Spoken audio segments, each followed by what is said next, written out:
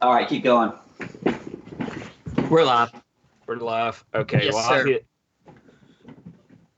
Okay, yeah, it's recording, I think. Anyway, uh, no, what I was saying though is, there's a local neighborhood Walmart right down the street from us, like the grocery store only stuff that we usually go to. And every Saturday morning, I go there at like 7 o'clock in the morning, and basically to like get some change, and I'll grab an energy drink. I'm so used to there being like two cars in the parking lot. I went there Saturday, and like Oh, over half the parking lot was filled. no. It What's was like happening? crazy. I bet you even Walmart. I don't know the hours. I bet they're probably even closing right now. I know that the Carragers is closing, and our hours change as well. The customers kind of get this impression if they're there when the store opens, they're going to get the most shit. So it's actually a bad time to go, dude. Yeah. Well, that's like I always go to that one Walmart. It's like 7 o'clock every Saturday morning because I go there before I go to the flea market, and like I'll get some change, some like ones and fives, and I'll grab a drink. Like I said, it's kind of my Saturday morning ritual, and it's like almost always there's like maybe 2 to 3 cars in the whole parking lot. They've well, not always, but they've been like not 24 hours for a while now, like months and months. When they first opened, I think they were 24 hours, and then like a few months after they opened, they switched to like they closed at 11 or something. I think now they're all Walmarts are closing at like 11 o'clock every night now, though. I don't think any of them's doing 24 hours at the moment. Was that before the virus? Because I don't go to Walmart. That was like recently, within like the past week. Okay, yeah. But the one down the street, they started like months and months ago. It was like I think like 6 months after they opened. I think they were like, hey, wait a minute, we don't need to be open 24 hours to be a grocery store, especially not where ours is, because I mean it's like on the suburb outsides of our town, so it's like there wasn't a point. It was almost like odd that they even built one there, but they're kind of expanding out past our Yeah. house now. So, Did your schools closed? oh yeah, Yeah, uh, so that was this week, I guess. yep.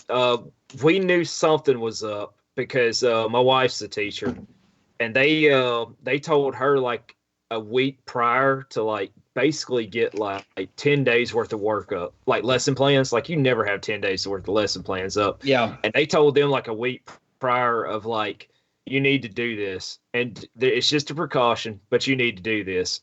And then that Friday they had canceled basically all extracurricular activities by like that Thursday or Friday, like sports stuff, after school activities, preschool activities, like before school.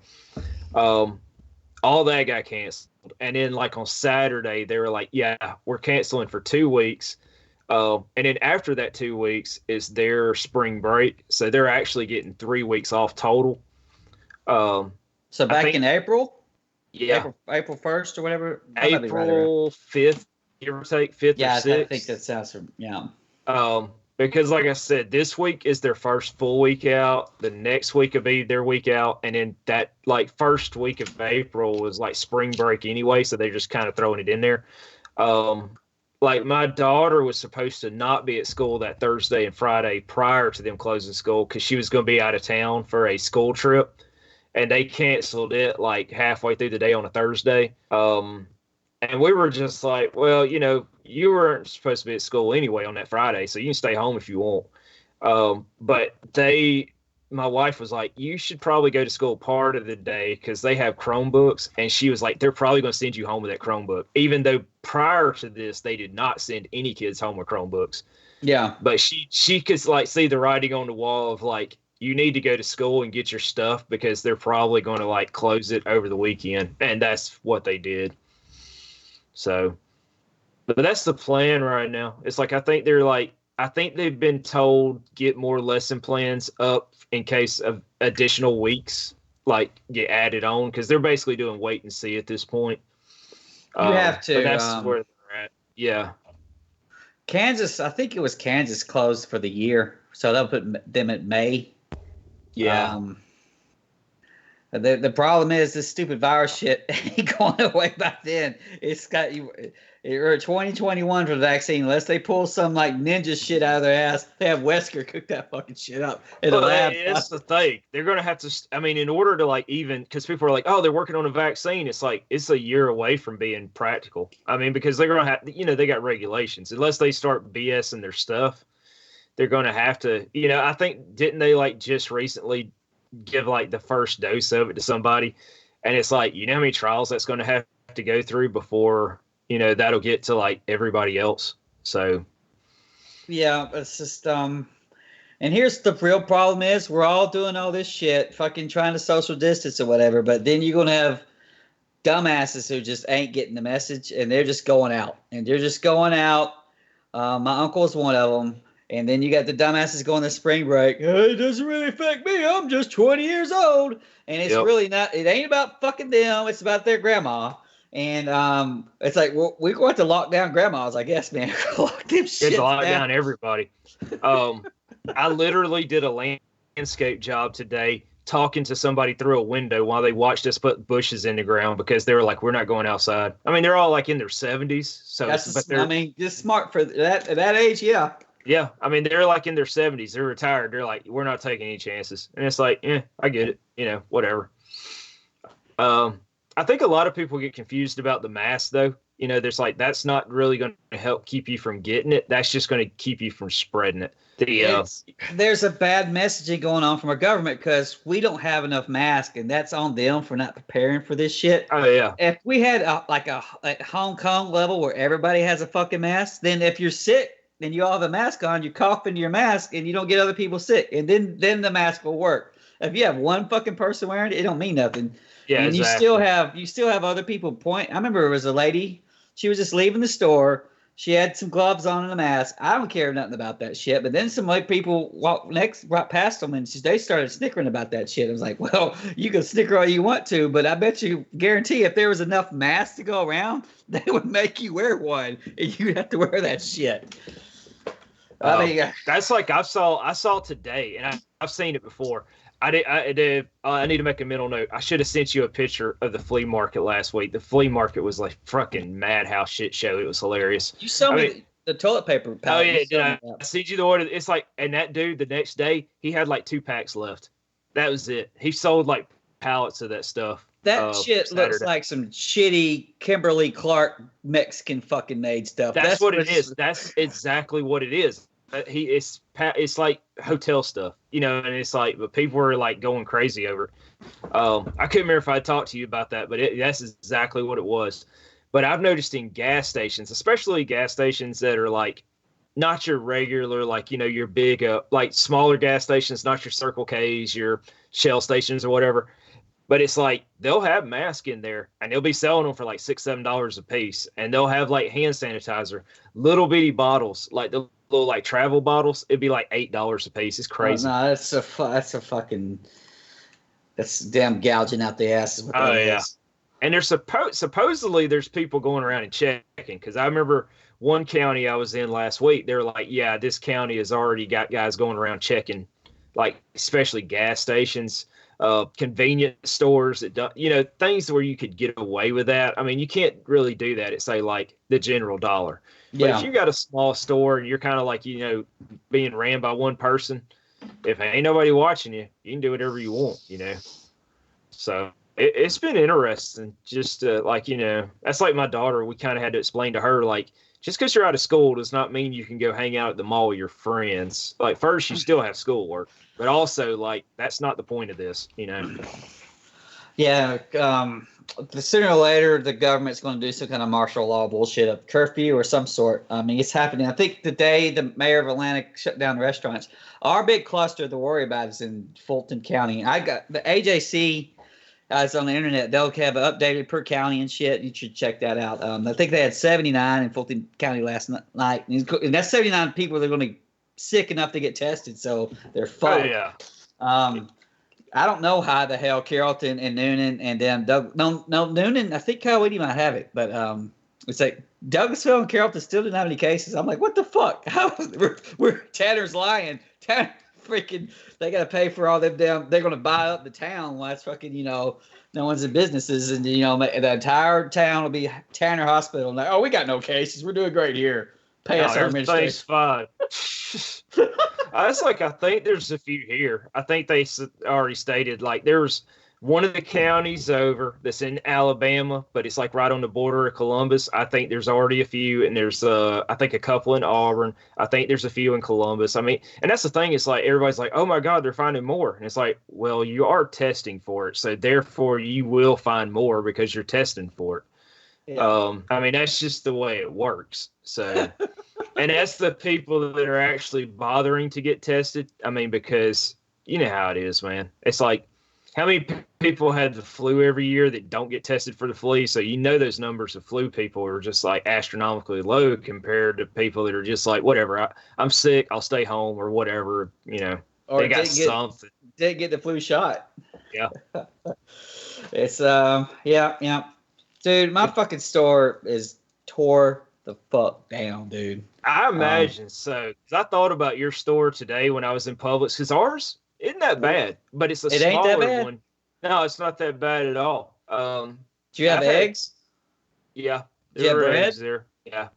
The only thing that looked like it was bare was basically toilet paper and paper towels. Oh, yeah, that's guaranteed. Like, yeah. I mean, but everything else was like, you could, I mean, the can section was like, you could tell, like, it looked like, oh, yesterday must have been the day before Thanksgiving, but there's still plenty of stuff there. You could find what you're hunting for.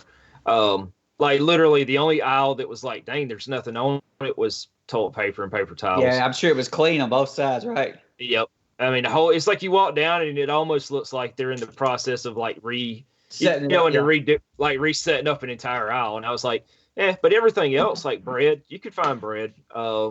Pretty much any brand you wanted to bread too. It wasn't even like, oh, now we have to get this brand. It was, but like I said, our Publix that's near our house that we went to, there's I'm trying to think. I think there's 1, 2, 3, 4, 5, 6 in this town. I think at least. So it's like ours is kind of one that's a little bit further out on the outskirts of the northern end, where like stuff is starting to develop out here, but it's not like it was in the middle of the city. That probably has something to do with it. But, Metro Atlanta, bro. I knew that's like yours. I was like, I bet you. That's like my mom was talking about. Like she's like, them shutting down Carroll County schools, and this is before like they got to where they were shutting down like pretty much everywhere.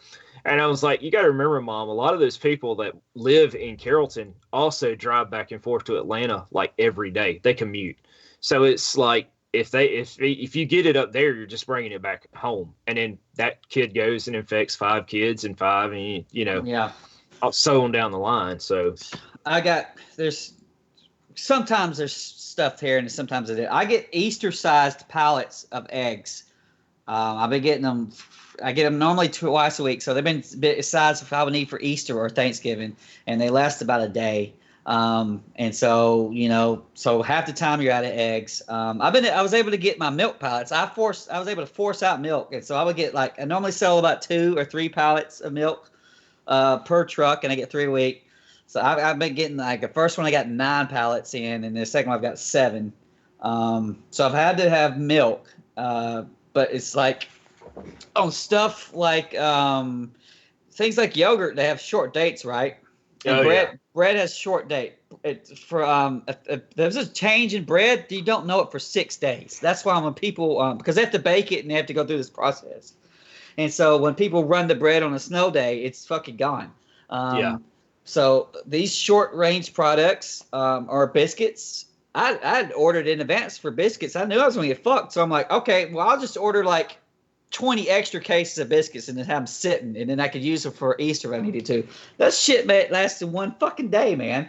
Then I can't get it back in, and so I'll have a truck. It'll say my normal truck will be 300, but this will be oh, you're getting a 900-piece truck, and then by the time it's cut down, it'll be fucking 400 or whatever. My first big rush order was only 500, but I got 68 cases in. That's all I got in. I'm like, I can't refill the store. And so they just kept destroying my ass. And so It's just all you do is clean shelves because you ain't got fucking nothing. And then you'll be surprised. You'll be surprised that people don't ask you for toilet paper, but if you ain't got their damn hipster milk, boy, you gonna hear about that shit. And there was a fucking lady in. She was looking for whole A2. A2 is some kind of.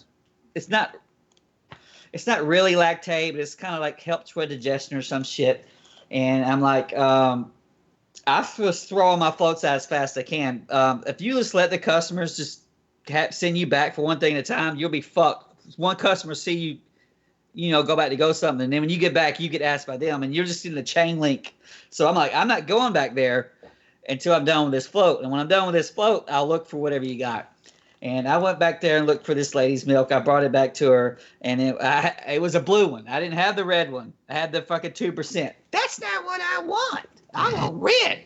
And then she left. And she's like, I'm coming back tomorrow. You have it tomorrow? I'm like, maybe. I know I ain't fucking going to have that shit tomorrow. It's like, good luck. And then there's like, at the time she did it, there was only like, there was eggs on the shelf. You had options to get eggs. Not many options, you had them. So she came back in today. I've got no fucking eggs. And of course, that milk still ain't there. The A2 blue is on the shelf. If she wants to go down and get the blue, she was going to 2%. This is the only reason I came in. I'm just trying to not lose my fucking cool because she's 80 years old. That's literally for her while we're doing all this dumb shit. It's like you just, it's so weird. I was going to ask you about the milk because it's like, I went somewhere Saturday and I was looking and it was like all the whole milk was gone, but the 1% and 2% was completely full. And it's like, I imagine how many people came in. And it's like, we need milk. Oh, we ain't getting that freaking halfway healthy milk. It's like, screw that. We gotta get the whole milk. Yeah, you're living in a fucking wartime environment, man. This is like us fighting fucking Iraq or some shit. Goddamn, get the fucking 2% dirt milk and be done with the shit. It's just, nope, go get picky. And I know when they lock down everything, they're going to say, oh, well, you can still go to the grocery store. All that's going to happen, fucking dumbasses come to the store every day. Yep, every single... Come in, tour the damage. Oh, yeah, I ain't even got no sugar no more. Fucking walk out. It's going to be like, you remember as a kid, if you ever got money for Christmas, and then right after Christmas, you would go to the store, and the toy aisle would be just destroyed, and there'd be nothing. You'd be like, yay, I got $10. What am I going to buy? And there's like a half-opened Hot Wheel car and some Play-Doh on the shelf, and you're just like, crap, when are they going to get the action figures back in? That's what it's going to be like. It's going to be there's nothing left. And I mean, does it seem like it's calming down as far as stuff since Saturday? Because it does here. I didn't know if it felt like that up there since you're closer to Atlanta. Your store rush day is going to vary on when they close the school. For me, President Trump finally got up and said something about it, and then Tom Hanks got the shit, and then they closed Douglas County all at the same time. So that next fucking Thursday. Last week, it was just retarded. The biggest sales I've ever seen at that store up until then was 150, and that was during like a blizzard rush. So we did 179 grand on Thursday, and then I thank God, off the next day, and then we did 197 grand the next day. On that Saturday? Oh no, on the Friday. So by the time the Saturday rolls around, the shit's wiped out, and then that's when we're getting trucks in, but we can't replenish it, and so we're just getting ganked. It was nowhere near as busy, but you can't stop them because they're coming in and they're wanting the staple items or whatever they can. And it started with your toilet papers and then your backup toilet paper, which is your paper towels. Yeah, it's like your backup toilet paper. It was like, and that was what was weird is because like we had like 4 rolls in the house, and we're like 4 rolls will last us a while, and we're just like, I guess I should keep some. And I wasn't going for it, but I was like, if I come across one, and we ended up going to a store. It's called Rose's, and it's like, it's kind of like a Big Lots. It just opened like within the past like 6 months, and they had like 4 or 5 packs of it, and they were like, holy crap, they got our brand. So I grabbed like 2 packs of it, and it was like, 2 packs is like 2 6-packs or whatever. It's like that'll last us for like ever. Yeah, I don't get these people who are like, I need pallets of this stuff. It's like, God how many? It's like Once the dumbasses are going, now you're forced to. It's like, because I was saying in one of my little videos, is like, it doesn't really matter whether you need it or not. You're going to have to go and get some because everybody's going to buy them all, and it's like, what the fuck? And so now it's like, well, when is toilet paper going to be back in stock? And I don't fucking know. I couldn't. The thing is, a lot of that stuff's manufactured in Georgia too, so it's not like it's coming from overseas because there's a lot of paper plants in Georgia. So it's like inland Rome or whatever the fuck it's called. Yeah, and so it's like that stuff will be back. It's just the entire grocery stores and stores like all stores cannot be it's like gas. If everybody went and got gas on the same day, we would suddenly have like a gas shortage, like not a big one, but it's like like in a normal situation, how many rolls of toilet paper would a store sell in one day? Like 10, 15 packs. But when you got like everybody coming in trying to buy 2, 3, 10, 15 packs, you run out real quick. And all it is like one person. Oh, snap. Them guys got like toilet paper. We need to get toilet paper. We need to get water. It's just, it escalates. And people start freaking out when they see other people freaking out. And then, once your competitor runs out, then their competitor runs out. And then so all of your local stores run out, and then you're just fucking swiped, dude. You can see that shit during Christmas on like rare items like eggnog or something like that. Walmart runs out of eggnog. Oh, the fucking rest of us are going to be annihilated. It's like no chance. We could order above what we thought we was going to sell. It don't make a difference, man. And then now it's like half the damn store. It's like looking like that. So. Beans are white, dry beans and rice. Spaghetti is white. Oatmeal's white. A lot of Gatorade and stuff like that is white. You can't keep ramen noodles on the shelf. I'd imagine that, yeah. There's a decent amount of soup because we already would have I guess you'd call it like a hurricane or cold weather soup, and they just shipped it to us. Yeah. No sugar. Very little flour. Oil is hard to come by. Vegetable oil. And so what else are we missing down here? Snacks are pretty tore up. Like, just like your popcorn or things like that. People's like, well, we're fucking going to watch Armageddon. Let's get some popcorn, like the memes. Pet food's okay. Frozen is fucking annihilated. It is obliterated, especially like your lean cuisines, Eggos. Stuff it'll last. Yeah, family like lasagnas and stuff like that. Of course, water gets annihilated all the time. We get plenty of water in. We put it out. It just fucking blows through. Most soap is now obliterated. Like even stuff like Tide or something like that for just washing your clothes. You can't get that shit in. And of course, beer's okay, but this is what I heard. I think they're closing now, liquor stores. I don't know if it's just Douglas County or it might be Metro Atlanta. They're closing a lot of liquor stores. If freaking just a beer will be wiped out too. It's like, what the fuck, man? I know there's some here that have gone to like drive-through only, which we actually have drive-through only liquor store, drive-through to liquor stores, and so a lot of them here have gone to like drive-through only. Like you can't come in. I imagine a lot of places like Chick-fil-A here, it's like drive-through only. Arby's did that. Should be McDonald's. I don't think they required it, but most of their franchises are doing it. It's just I hate fucking waiting in line. I always like to go in. Get my shit faster. Oh yeah, it's like because everybody gets in the drive-through. Yeah. There's. I was going to ask you about the cereal aisle because we went to Walmart it was Saturday or Sunday. I went over one at one of the Walmarts here, one of the regular Walmarts. The cereal aisle was just like destroyed. I mean, it was just trashed. But when I went to Publix today, though, it's like I looked down the cereal aisle and I was like, oh, you could get any brand you wanted. I mean, it was like I couldn't tell if it was like maybe all the crazy people, like the hoarders, like maybe they've come through and they've hoarded up everything, and now it's like oh well, we're starting. I mean, because you guys get shipments in all the time, I'm sure. I don't know if y'all have certain days, but yeah, it's like stuff gets restocked, and that's like the grocery store Walmart. One of the people were telling me it's like we stock up like every morning. Basically, there's always something going on the shelf every morning. So I was wondering, it's like maybe it's maybe that whole rush has gone through, and now maybe it's got to the point of like it's the regular people. Like, okay, I'll stock up on this. I'll get this.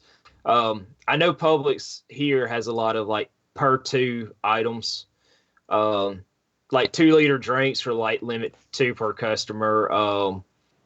Few other things, not everything, but there's hopefully most stores have limits on everything. So we'll have to see. And then they've been pretty enforced well at the store I'm at.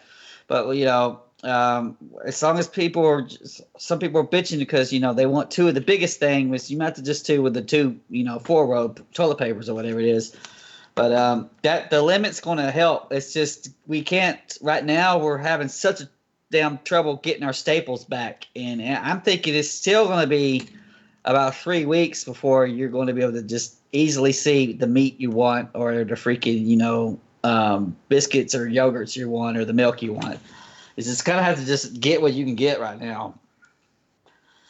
It's like as long as they keep protein bars in stock and energy drinks, I'm good to go. So, and I hadn't had any problem with those. So, but yeah, it's interesting. I mean, it's like that's like a lot of people I've talked to. They're like, I can't wait for this to be over, and it's like, I wouldn't get in too big of a hurry. It's going to take a while. I mean, you know what I mean? It's just realistic. It's like, they're like 2 weeks out of school, and it's like you think in 2 weeks this is going to be like breezed over. I mean, Nah, there's no exit strategies. Like, okay, so if you do this, you should be able to isolate clusters, right? Like, say, let's just take the Fulton County since it's close. If you can isolate all the people who got it in Fulton County, then what do? I guess you need to lock down the fucking county.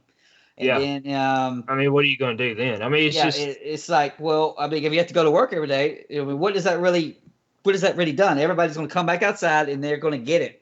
Even if it's like, I've heard 86 degrees is the temperature where it starts being bad. What's going to happen is people are just going to go into air conditioning, and the shit's going to be. He's like, okay, outside you're good. Inside you're going to go get it again, just like normal. And the thing is, it's like there'll be, it's like with the flu. It's like people will start getting better from the flu, and then it's like they're not really over it. They're just they're kind of over it. But they're not. It's not completely gone, and then it's like it kind of relapses, and it'll be like, "Oh, I'm fine now." So it's like, what's going to happen when it's like people just? Because I've heard stories of like people in China. They're like, "Oh, they got it twice." It's like, did they really get it twice, or did they get better? And then like they thought they were better, but they weren't clear. You know what I mean? I've seen a lot of that shit from Mr. Medicare, but we don't. There's reports there. I don't know if people don't want to really acknowledge that. It's like, oh, this is how much worse it could be, and it's poor on how bad this shit could be. But there's some kind of damn thing where there's being relapses now. Whether it's just a virus is like it has a guaranteed chance of relapse, like chicken pox. You pretty much get that. I mean, I had that. I had a relapse of chicken pox when I was like 16 when I had it when I was a little kid, and it was all on the soil of my back in like a circle, and it looked weird as fuck. It's like almost a perfect circle about the size of a fist. And I don't know if you call that shingles or not, but it could be like that. But I think we were right on E3, bro. We predicted E3. Yeah. We didn't know it was going to be this year. It was kind of one of those things. Like I remember texting you when they canceled, and I'm like, that sounds like a mighty good, not to say excuse at this point, but it was like, hey, man, it's like, hey, we can't have no crowds, can't have no E3. And it's like, makes you wonder if there'll even be one next year. Probably I mean, we not. talked about that. I mean, what we heard was they've talked. Well, first of all, the team that's supposed to have been putting that together said, fuck it. And they quit too. The guy, it's like, we're out of here. This is before virus. And then what was that? Damn, George Jeffrey or whatever his name is, the guy who does the video game award show. He was kind of public about how he says he's done with it. I'm like, well, what the fuck does that mean? You kind of got to read it in between the lines. They were talking about making this a big influencer thing. So I'm like thinking, I was like, okay, so Angry Joe is an influencer who does games and does reviews. Is it just going to be him? It's an Angry Joe show for E3. It's like, because I don't care any about some fucking Instagram thoughts or whatever, or, playing Call of Duty. I just don't give a shit. Sit there and watch Ninja, man. You'd be like, he's going to come out there. He's like, oh, man, check this game out. Here's a trailer. But, I mean, it's like Nintendo has their Direct. Xbox has their thing. Sony, like at this point, it's like, why would those companies go and spend, let's just say $1 million just to like have a good presentation and send people there? It's like, why bother, man? Just throw it on YouTube. It'll get like 1 million views, and it's like they don't have to do anything. I mean, you know what I'm saying? It's like movie trailers nowadays. It's like it's online. Go watch it. Yeah, and the game journalists, air quotation marks, like IGN and shit, that really get a beef out of, a benefit of this, they fucking suck. Who gives a shit about them? Oh yeah, that's like every time there's an IGN review, everybody's like, well, can we really trust that review? Like, it's so like ignorant about IGN. Exactly. I mean, it's like, it's just, I mean, even when it's a good game with a good review, you're just like, did they even play all of it? Because, there's been stories like they didn't even play all the game or something, it's just. Or the difference between the user Metacritic and the critical Metacritic can be just ridiculously off these days. Oh, yeah. So, I mean, that point, it's like, and it's one of those things, like, everybody's got, like, I'll trust, like, online review people that do YouTube shows. I'll trust their opinions, especially if it's one I've watched and I've really, like, kind of like, how you, like when you would review something, I know what to expect when you review something because, like, me and you kind of align with the same type of interest and stuff. So it's kind of, but like if somebody's like, this is so-and-so from IGN, it's like some random, like, intern. And it's like, I don't know. They don't even use intern. Corey Habusa or Mr. Bump, you ran into him back on our LTU days. He was actually doing freelance. I think he was doing it for, was it Cheat Code Central or some shit. So he would they would hire him out to do a review. They would give him a demo copy, and he would review it. And then, they pay him for it. And you'd be surprised how much of IGN is that shit. You would expect, like, Doom 2016 is a perfect example. So Ryan McCarthy is a big Doom fan, and he's like the head of their Xbox shit. He does the Xbox podcast. You would think that he would be the one that would do the Doom 2016 review. But instead, what they did is they gave it to some freelance motherfucker in Australia because Australia got the game first, and they just wanted to get the review out as fast as to get the clicks, right? And he's like, I don't even like this game. 7. It's just like throws it out there. So it's like you have people who are experienced. Often they end up leaving to do their own independent shit. But it's like, why don't you use those people with their experience to do the reviews? The people that, their actual personalities that people trust. No, just use a random retard, pick them off the street. Terrible What do you think review. of this game? Here, quick, we need something. Throw it on there. Doesn't matter. Play a third of it. See what you think. Did you play the original Doom? What? What's that? Oh yeah, I remember Doom. I think my uncle played that one time. Something like that. Exactly. And so you get more. It's just aggregate reviews. Of course, you're going to get from user reviews. You're going to get the bunch of people who are bullshit fangirls, and then but generally, at least on Steam or something, you could upvote the reviews. People say, I thought this was helpful, and so you'll get a nice detailed review, usually just in word form on Steam, that just will tell you what's good and bad about the game, or even like on because it's PC on Steam, like whether this game is busted when it comes out, and you ain't gonna get that shit on IGN. Oh no. And but so E3's fucked. It don't make a difference. Microsoft, hell, they could, instead of making this giant freaking 90-minute conference where they have to bring out people and stuff, and then they have to drop cars from the ceiling, and they have to go underneath the floorboard for Gears of War multiplayer and other dumb shit, and they have to bring out Keanu Reeves. Just have him there. Get that shit down to 30 minutes. Especially since we already know what the specs. We know what it looks like. We even know about the hard drives. Did you hear about the hard drives on Xbox? It's like a custom hard drive, isn't it? Well, it's a proprietary, so it's probably still just a shitty. It's Seagate, of course, so it's gonna suck. It's not like it's M3 or whatever. It's gonna be. It's an M2, but it's like put into like almost a memory card looking thing, and then put it in there. Do you have an M2? I don't think you do. You just have the regular SSD, right? I just got a regular SSD. They are small as fuck. And then what your best way to do is not even put them into M2 slot. I don't even have my motherboards are too old for it. But you can just buy an adapter and then put it into the adapter, and then put that adapter into your second graphics port, and then you'll get the maximum amount of speed that way. And I have an PCI Express. What, somebody text me? A PCI Express 4.0 fancy. I paid $200 for that shit, and I'm thinking that that proprietary Seagate hard drive, bro, it's going to cost $1 bazillion, and a terabyte's the limit right now. So you get 1 terabyte internal, which is probably also Seagate, and then you get spend $200 to get a fucking memory card. Shit game. That's what we say. Mad Cats on the front. And the thing is like a terabyte is not going to get you very far. I mean, that's like when the original Xbox came out, not the OG, but the Xbox One. It started with a 500, and it's like 500 sounds like a lot until you have to install every single game, and every single game is like 40 gigs. I mean, maybe not every game, but most of them are 40 free. Some of them are just bloat out the ass. Doom 2016 was 100 gigs.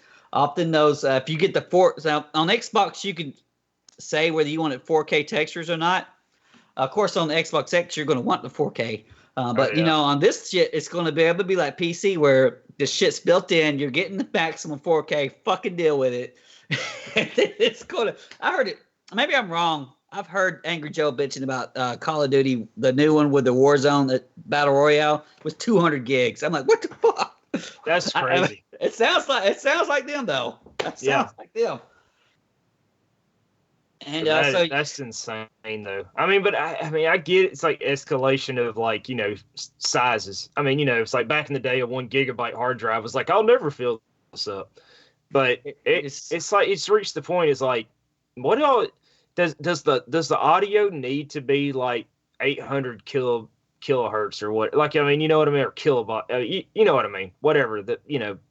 Surely there's a way to scale it down a hair, but I don't know. That just seems like a lot. Yeah, it's just they want to get the maximum biggest dick, bro. That's what it is. And so you're going to get the 4K super duper everything, and that's going to come with your big bloated. Remember when like Rage for PC or like Final Fantasy 13 for PC was like 20 gigs, and we thought that was outrageous. Oh shit. Yeah, we thought it was crazy. Yeah, but no. But at least I think on both PlayStation 5 and Xbox, you can keep your backwards compatible games separate. So only your like newest games are going to be on that internal. And I guess people have to either swap them back and forth. But fuck damn downloading the damn 200 gig game. That would take me 3 days. And then freaking... want to play something else, got to delete it. Oh, it would hurt, bro. It'd be hard choice. Oh, yeah. It's like, heaven forbid, it's like if you deleted it, it better be something you don't want to play again. I mean, basically, it's like, are we going to have externals right from the get-go? That's what I'm wondering. Is it going to be one of those things where it's like, you might as well just go ahead and get your external ready? I mean, because on Xbox One X, or One, you might as well just have an external hooked up. I mean, if you got 1 terabyte and you got just a decent amount of games, you're going to have an external. So that's what makes me wonder. It's like he's just going to be right out the gate, be like, go ahead and get your externals ready. That damn terabyte is going to cost, I bet you that thing's $200. And then, of course, down the line, the 2 terabyte Samsung Evo 970 Plus is $400. So, of course, it'll drop down the line. So 3 years from now, you'll have a 2 terabyte and probably be $200 or whatever, and it'll slowly, like the 360, become affordable. Yeah. The only thing is you're forced to go through that on that shit. You're forced to get that whatever the fuck they want, unless unless it ends up like 360, where I got my fucking my hard drive's Chinese. I don't know how it worked. Bought some Chinese 360 drive, plugged it in, and it worked, but it took me forever because I was on that 20 gig hard drive for a long time, dude. Oh yeah, I remember it's like those 20 gigs on the 360 is not a lot. Yeah, I mean, I remember people would buy that Elite just for, I think it was the 60 gig. They would buy the Elite for the 60, and then, I think it was 60 because I remember the one of them had a 120 in it. Was that The Elite? later, I don't think the later Elite had a 120. Yeah. I think the Pro was the one that had a 60. Wasn't it 20 for the base and 60 for the Pro, and then like 120? And then later on, they did come out with like a 320 later, and I think a 250 also when they started doing like the Slims or whatever. I can't remember. I think we're mixing PlayStation up. I can't remember. But yeah, PlayStation had like 40 different sizes.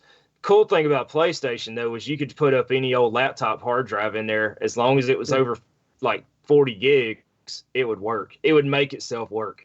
You could just go buy like a 500 gigabyte from like Office Depot and stick it in there, and it would program itself to work. And then the same for PS4. So I have an SSD in my PS4, and boy, I could tell a huge difference between that and vanilla Xbox.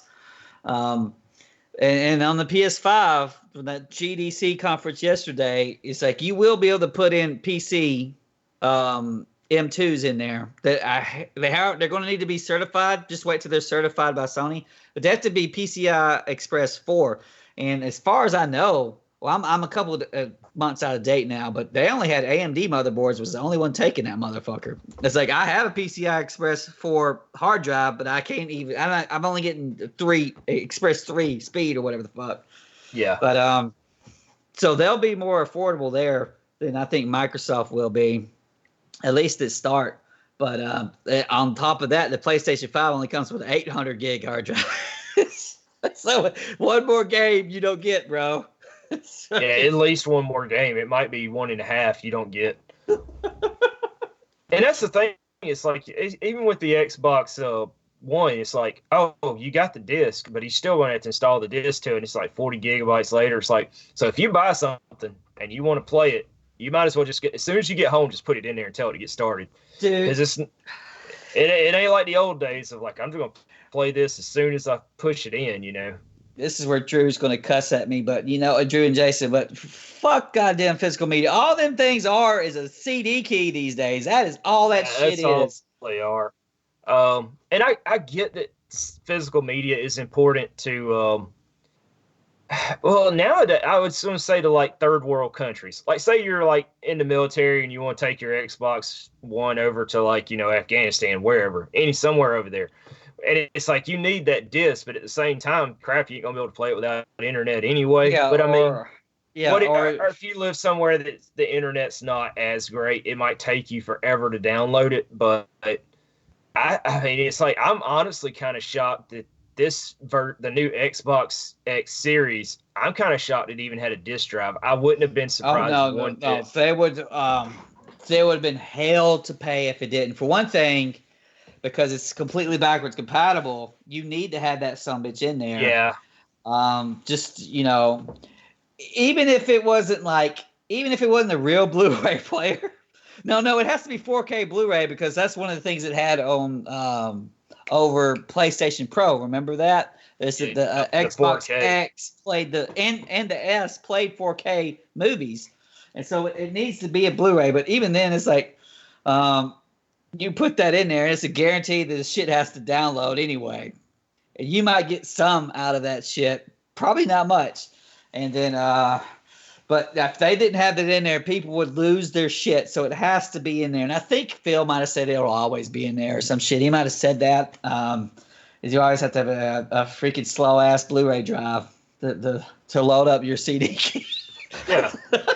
Well, that was like, it's kind of like back in the day. Was it Resident Evil 5? It was like the one of the things that was on it. It was downloadable content. Was literally already on the disc, but you had to buy the downloadable content, and it was like 5 kilobytes. And you're like, that shit was already on the disc. Now it's going to be the reverse effect of like the entire disc. It's like, oh, we dumped this disc, and this disc is like 10 kilobytes. All it is an authorization code. I mean, that's what it's going to come down to. And I totally get the whole thing of physical media. I got a bunch of physical games. And I'll get physical when I can, but like on Steam, it's like Resident Evil 3. When it comes out, I'm getting it on Steam. I don't need a physical copy of it. Yeah, I'm surprised you didn't. Did you have an upgraded computer when you got 2? No, not an Xbox. I was in the process. So I got 2 on Xbox One. And then I ended up getting Resident Evil 2 remake later on after I'd already beaten like basically all 4 scenarios on Xbox. So I went back and played it on PC, and I'm like, oh, mine can play this. So I was like, when 3 comes out, I'll just get 3 on PC. Yeah, and it's just by the time that these true next gen games come out, it's going to be 2 years. It's going to be at least 2 years. And so your PC, I was pre-corona planning to do my PC like maybe at the end of this year, next year. I'm just going to wait and see now. If Nvidia wants to charge me $5 zillion for their fucking overpriced cards, they might have to say, fuck it, I'll just wait. And then they're going to say it's a corona crisis or whatever. So we've got to play. So you got to play, $1,500 for your 3000 Ti. It's like, fuck you. Yeah, it's limited, man. We had to start making less of them, so you got to pay more for them. That's what I think is going to happen with these consoles. That's what I think, that they're not going to be able to get out to. They're going to release limited. They're going to be hot, dude. They're going to be freaking hard to come by. It's probably not a bad business model because, I mean, let's just say like in 5-6 months, everything is kind of smoothed out. Everything's going back to normal. The economy is taking a massive hit, which it will come back. It's like, that's like I was talking the other day with my brother-in-law. It's like, yeah, we should if you had any spare money, it'd be a good time to buy stuff. It's going to be low because it's either going to come back up or we're all fucked to begin with. One of the two. If it never comes back up, that means we've got bigger problems. So it's kind of like, are you talking about the market, the actual stock market? Yeah. It'll come so back. it's like, it'll come back up, and it's like, but it's going to take a while. So even like say 5-6 months down the road, when the holiday season starts coming around, you're still not going to see people being like, oh, I better go drop $500 on this new console for my kid. You know what I mean? It's like minimal. Yeah. Minimal $500. I think not counting games and accessories. So I think the PlayStation 5 is $500. I think the Xbox Series X is $600. That's my suspicion. Sony, because they don't have the terafloppies, they've got to undercut Xbox on price. They got to. And Phil might be a dick. He might drop his shit at $500, which would make Sony have to sell theirs at $400. I mean, well, the fuck it, go with it. But I don't see a point of owning either one of them right now. Well, we're in such a point of like diminishing returns as it was. Like, I mean, let's say from the PS3 to the PS4, yes, there's a difference. There's not that huge of a difference, but there's a difference. But it's like, like I said, diminishing returns. The 4 to the 5, yeah, there'll be a difference. It won't be as big. It's especially if you already had a PS4 Pro, and that's just, we've reached that point. Now it's not about putting out a console much better. It's about who's got the biggest dick. That's all it comes down to. It's like we got to put out a new Xbox because Sony's putting out this. Nintendo is like, we don't need to have the fastest. We just need to have something good and it'll sell. That seems to be their niche. Like, it's like if you're going to have 2 consoles, let's say out of the 3 standards, if you're only ever going to have 2, you might as well get a Nintendo and then pick your poison on Xbox or Sony. Doesn't matter at this point, whichever one you want. Exclusives are kind of up in the air at this point anyway. I mean, there are certain exclusives, but not like there used to be back in the day, Of course, went in there. Remember that Horizon Zero Dawn's coming to PC this summer, and so more will follow. More will follow. It's a guarantee. Yeah. It's not like going from Super Nintendo to Nintendo 64 or going from Super Nintendo to a PlayStation. Those were massive jumps in games of what you could do, what they look like. Even what they were trying to be, Oh, yeah. Like you get that. I mean, it's like going from Atari to like Nintendo. That was a huge jump. And it's like, but ever since, it's like, a Saturn to a Dreamcast. Yes, there's a jump, but it's not as big. It's like we're diminishing returns all the way up. And I mean, like we've talked about before, it's like, who all's got an 8K TV? Who plans on buying an 8K TV this holiday season, especially now? I mean, but you're going to have that if you really want to take advantage of that new $500 to $600 console. So I just, With fucking HDMI 2.1 cables that probably don't even really exist. It's some kind of weird phasic thing that phases it out of reality. Is it a 2.1 or is it 2.0? I don't know, man. It's got to be diamond plated with gold inserts. I mean, it's Gotta be, or else otherwise you're bottlenecking your system, and then what's the point? You know? if it's not Monster brand, you're not doing it right. Yeah, exactly. It's like it's got to be steel braided, and it's got to have the cotton fiber. Brian, get down. I'll throw some fucking Oh, I nailed him. I got him freaking 20 feet out with a notepad. Little shit. Oh, he's gonna go tear up your toilet paper now.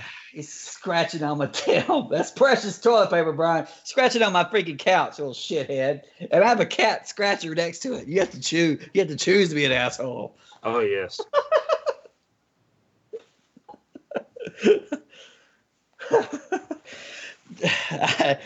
I think ray tracing is going to be the big graphical blah blah blah leap thing, and I don't think any one of those consoles can do it. What the fuck? We'll find out. Xbox. That's kind of the thing. It's like I see it and I'm like, oh, that's going to be awesome. But it's like, are we too early in technology at this point to be like, if you guys had waited about another year or two, you probably could have taken better advantage of it. Or maybe, if you just stayed in 1080p or 1440, you'd get your ray tracing to run better. But now you want 4K and ray tracing. Yeah, you're fucking, you got to pick your poison on that shit. Yep. And console's going to be having a turbo fan in it going 500 miles an hour just to try to keep it cooled down. Just one big boy. That's what he's going to do. We ain't seen Sony still has not showed their shit yet. Just bring the freaking V thing out, man, with the damn coolers on like 4 sides. Do that shit. I thought it was interesting. I mean, it was a concept, but it's like, it's a neat looking concept. Why not go totally different? I mean, you can. Because of the PS3 boomerang scared people, man. Dude, I wanted that controller. I was never a fan of the PlayStation 1, PlayStation 2 controller. The DualShock. All the way up to a PlayStation 3. The DualShock. I was never a big fan of that DualShock controller. It was okay, but it just wasn't my favorite. Like, I was much more of a 360 controller fan as compared to, like, even the Xbox OG, the Duke controller. I liked it. I like that S controller they came out with later. So when they were like, oh, that PS3 boomerang, I'm like, oh, hell yeah, that looks more like I wanted something different. Yeah. And then they were like, oh, we went back. And I'm like, God, you guys really like half-assed and cheaped the way out, because it's like the 3 controller was very similar to it too. They changed the buttons on the back and they made it wireless, but that's really about it. This is what I see is the problem with those new consoles. It's like, well, we don't know what Sony's games are, but I seriously doubt that, that they're going to have some big super game day one just for PlayStation 5 that really justifies it. It's going to be a while out. And so they're just basically like, you're going to play your PS4 games and play them freaking, actually in 4K and in 60 frames and hardly any load times. And so almost for this first couple of years, it's just going to literally be like a PS4 Pro. It's like a double Pro. It's just going to play what you already got a little bit better. Yeah. And one of the things I liked about the first PlayStation 4 when it came out is that it played all those stupid anime games I like to play. It would be on Vita. It played them in 60 frames and played them fast with no load time. And so that it's starting to look like that's what's going to happen here. And it's like, well, you know what? I got a fucking PC that'll do that shit, man. I just need to step back and just wait and see and just get my PS5 Pro whenever the hell it comes out. It'll probably burn the house down, but and I don't see a point of getting Xbox at all. No, I mean, I get why they did the series thing because it's like it just seems like they're just trying to expand that brand, that console brand of everything. But yeah, it's like with the Xbox One X. I didn't see a point in getting that. I mean, I've got a 4K TV now, but it was like, it'll play a little bit better than my original Xbox One. And had it went out, I would have probably got one. But already having one, I just didn't see a point in getting it. And I'm sure that's kind of like with my PS4, or standard PS4. It's like I don't see a point in getting a Pro just to play a little bit better picture. Maybe or you don't even have control over what you want, man. On PC, you like if you want to push just your frame rate or whatever fast as possible, you drop your resolution, you drop your textures and shit down. Or if you're all about graphics and you could cap it at 30 frames and you could probably get 4K or whatever it is on most of your PCs or decent cards in them. But they might give you an option of performance or graphics, but you don't have any other options of that, and it's not standard for all the games. Oh yeah. This is the thing that I heard from the game developer conference that really pissed me off. Well, it's just kind of it's one of those things where it was not there, and so now it's a big deal. As far as from this conference there's no backwards compatibility for PlayStation 1, 2, and 3, and that was like, well, what the fuck was that? Yeah, why not? I mean, and it's like they've always been weird about that though. Because, they didn't advertise that the PlayStation 3 could backwards compatibility. They fucking invented this shit. They invented it. PlayStation 2 played PlayStation 1. It was and so if you was an N64 kid or whatever, or you actually got Dreamcast, and you're like, well, if I get PlayStation 2, I can play all that shit I was missing. And it was just a freaking no-brainer. We had to get that shit. And now it's like, oh, because Microsoft's doing it, we don't want to. Ooh. Yeah, and it's not like Microsoft did all of it. You know what I mean? Like the 360 stuff, it was backwards compatible. It's not all of it. It's just some of it. Same with the Xbox OG. It's like it'll play some of them, not all of them. But it's something. Yeah, it's something. It's great. It's mostly games that are possible. It's the popular stuff, so it makes sense what they're doing.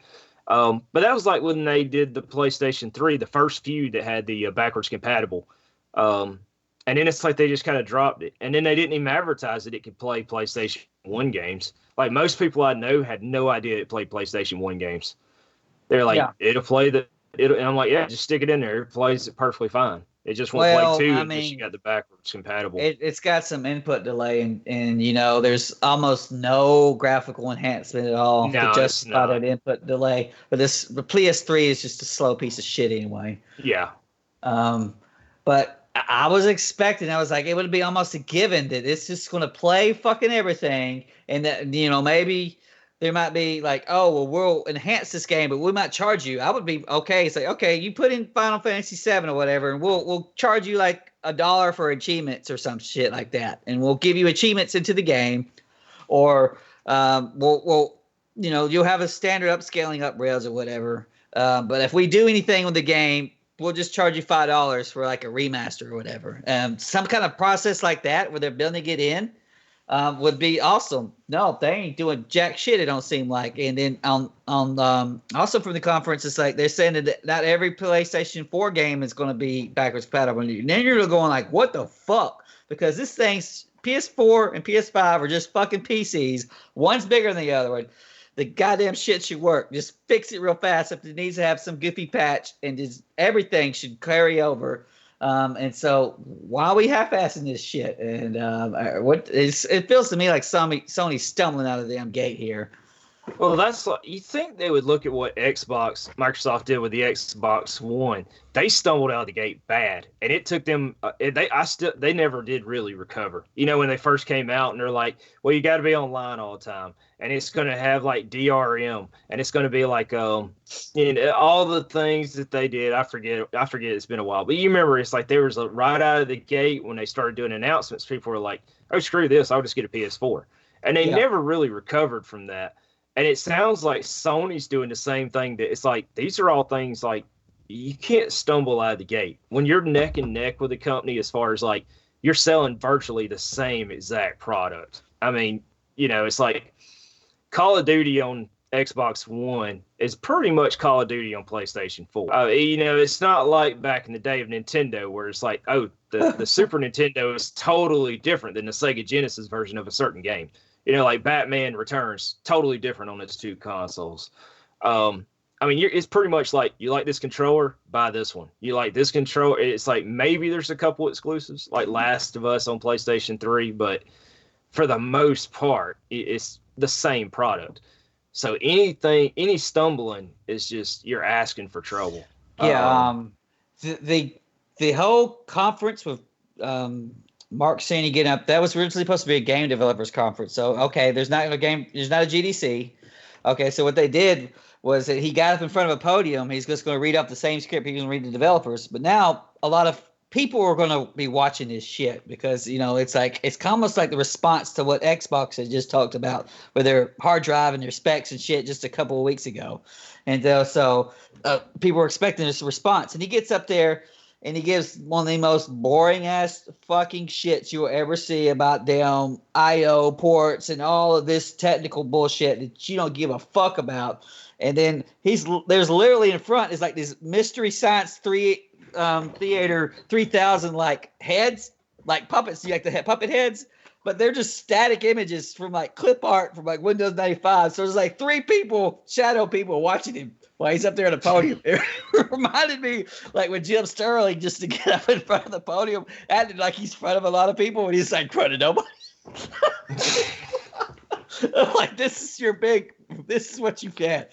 They haven't showed the console or anything, and so now people are tuning in to this shit, and it's a bungle, dude. They have to be like, whoa, we fucked up there. I'm telling you, it's like at this point in the game, it's like any stumble, because I mean, Xbox 360 far succeeded the PlayStation 3, and then PS4 basically far succeeded the Xbox One.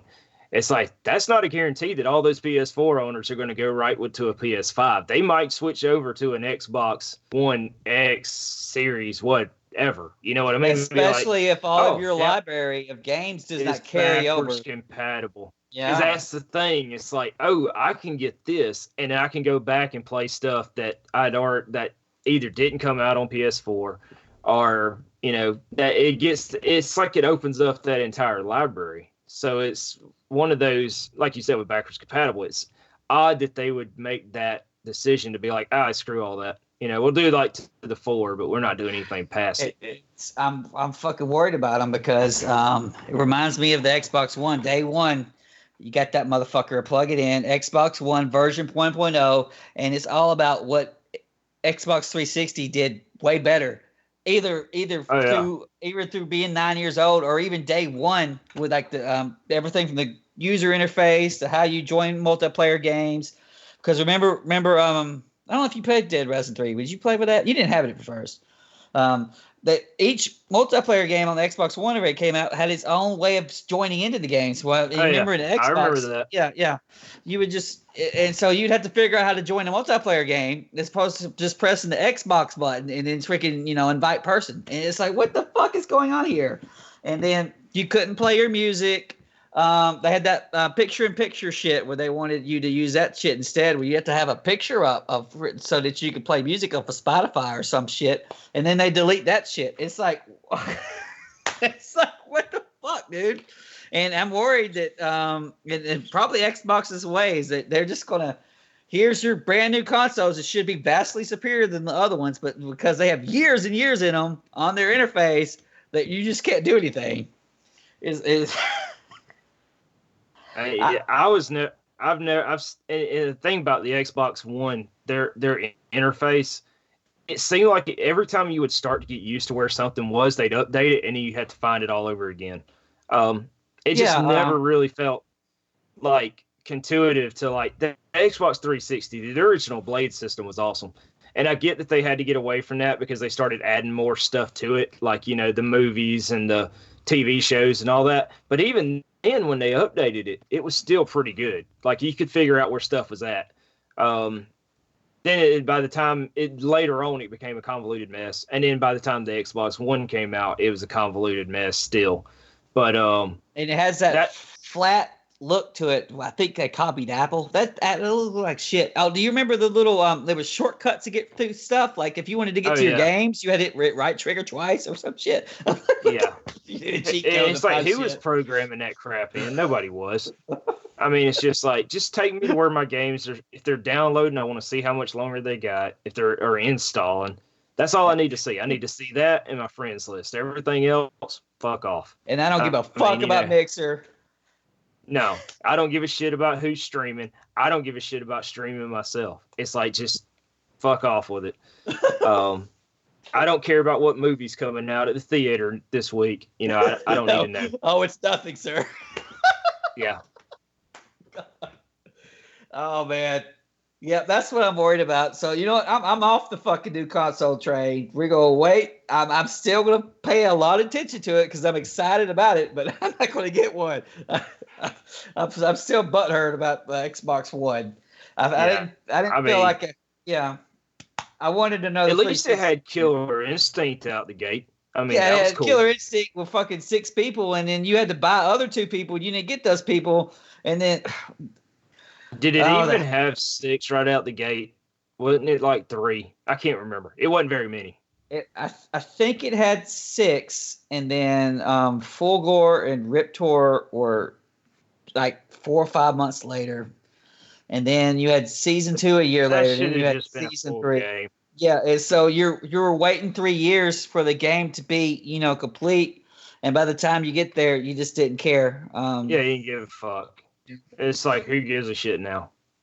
It's like Raid 2. I mean, the Revelations 2. You remember, it's like, we Yeah. both got Revelations 2. I got it like as soon as it came out on the Xbox One. And then it's like, oh, you can play Raid split screen. Oh, you want to play online? By the time they got it, neither of us gave a shit anymore. I mean, it was like complete, like I'd already had a character maxed out and everything. It's like, oh, that's great. We can play it online. Been nice to play together. But, who gives a shit after that? It's like, just put it out. I would have rather just waited and it been complete when they got done with it.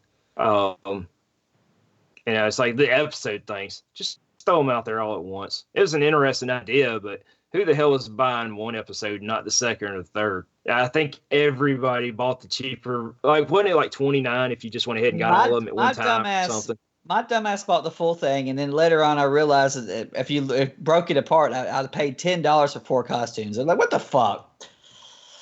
And they were ugly costumes too. Claire was ugly. Oh yeah, it's like, yeah, Claire is pretty ugly in that game. She's like, I knew that they were trying to make her look older, but it just, no, didn't pull it off. It didn't even really look like an older version of her. It looked like just, generic, redhead. Barry didn't look too bad.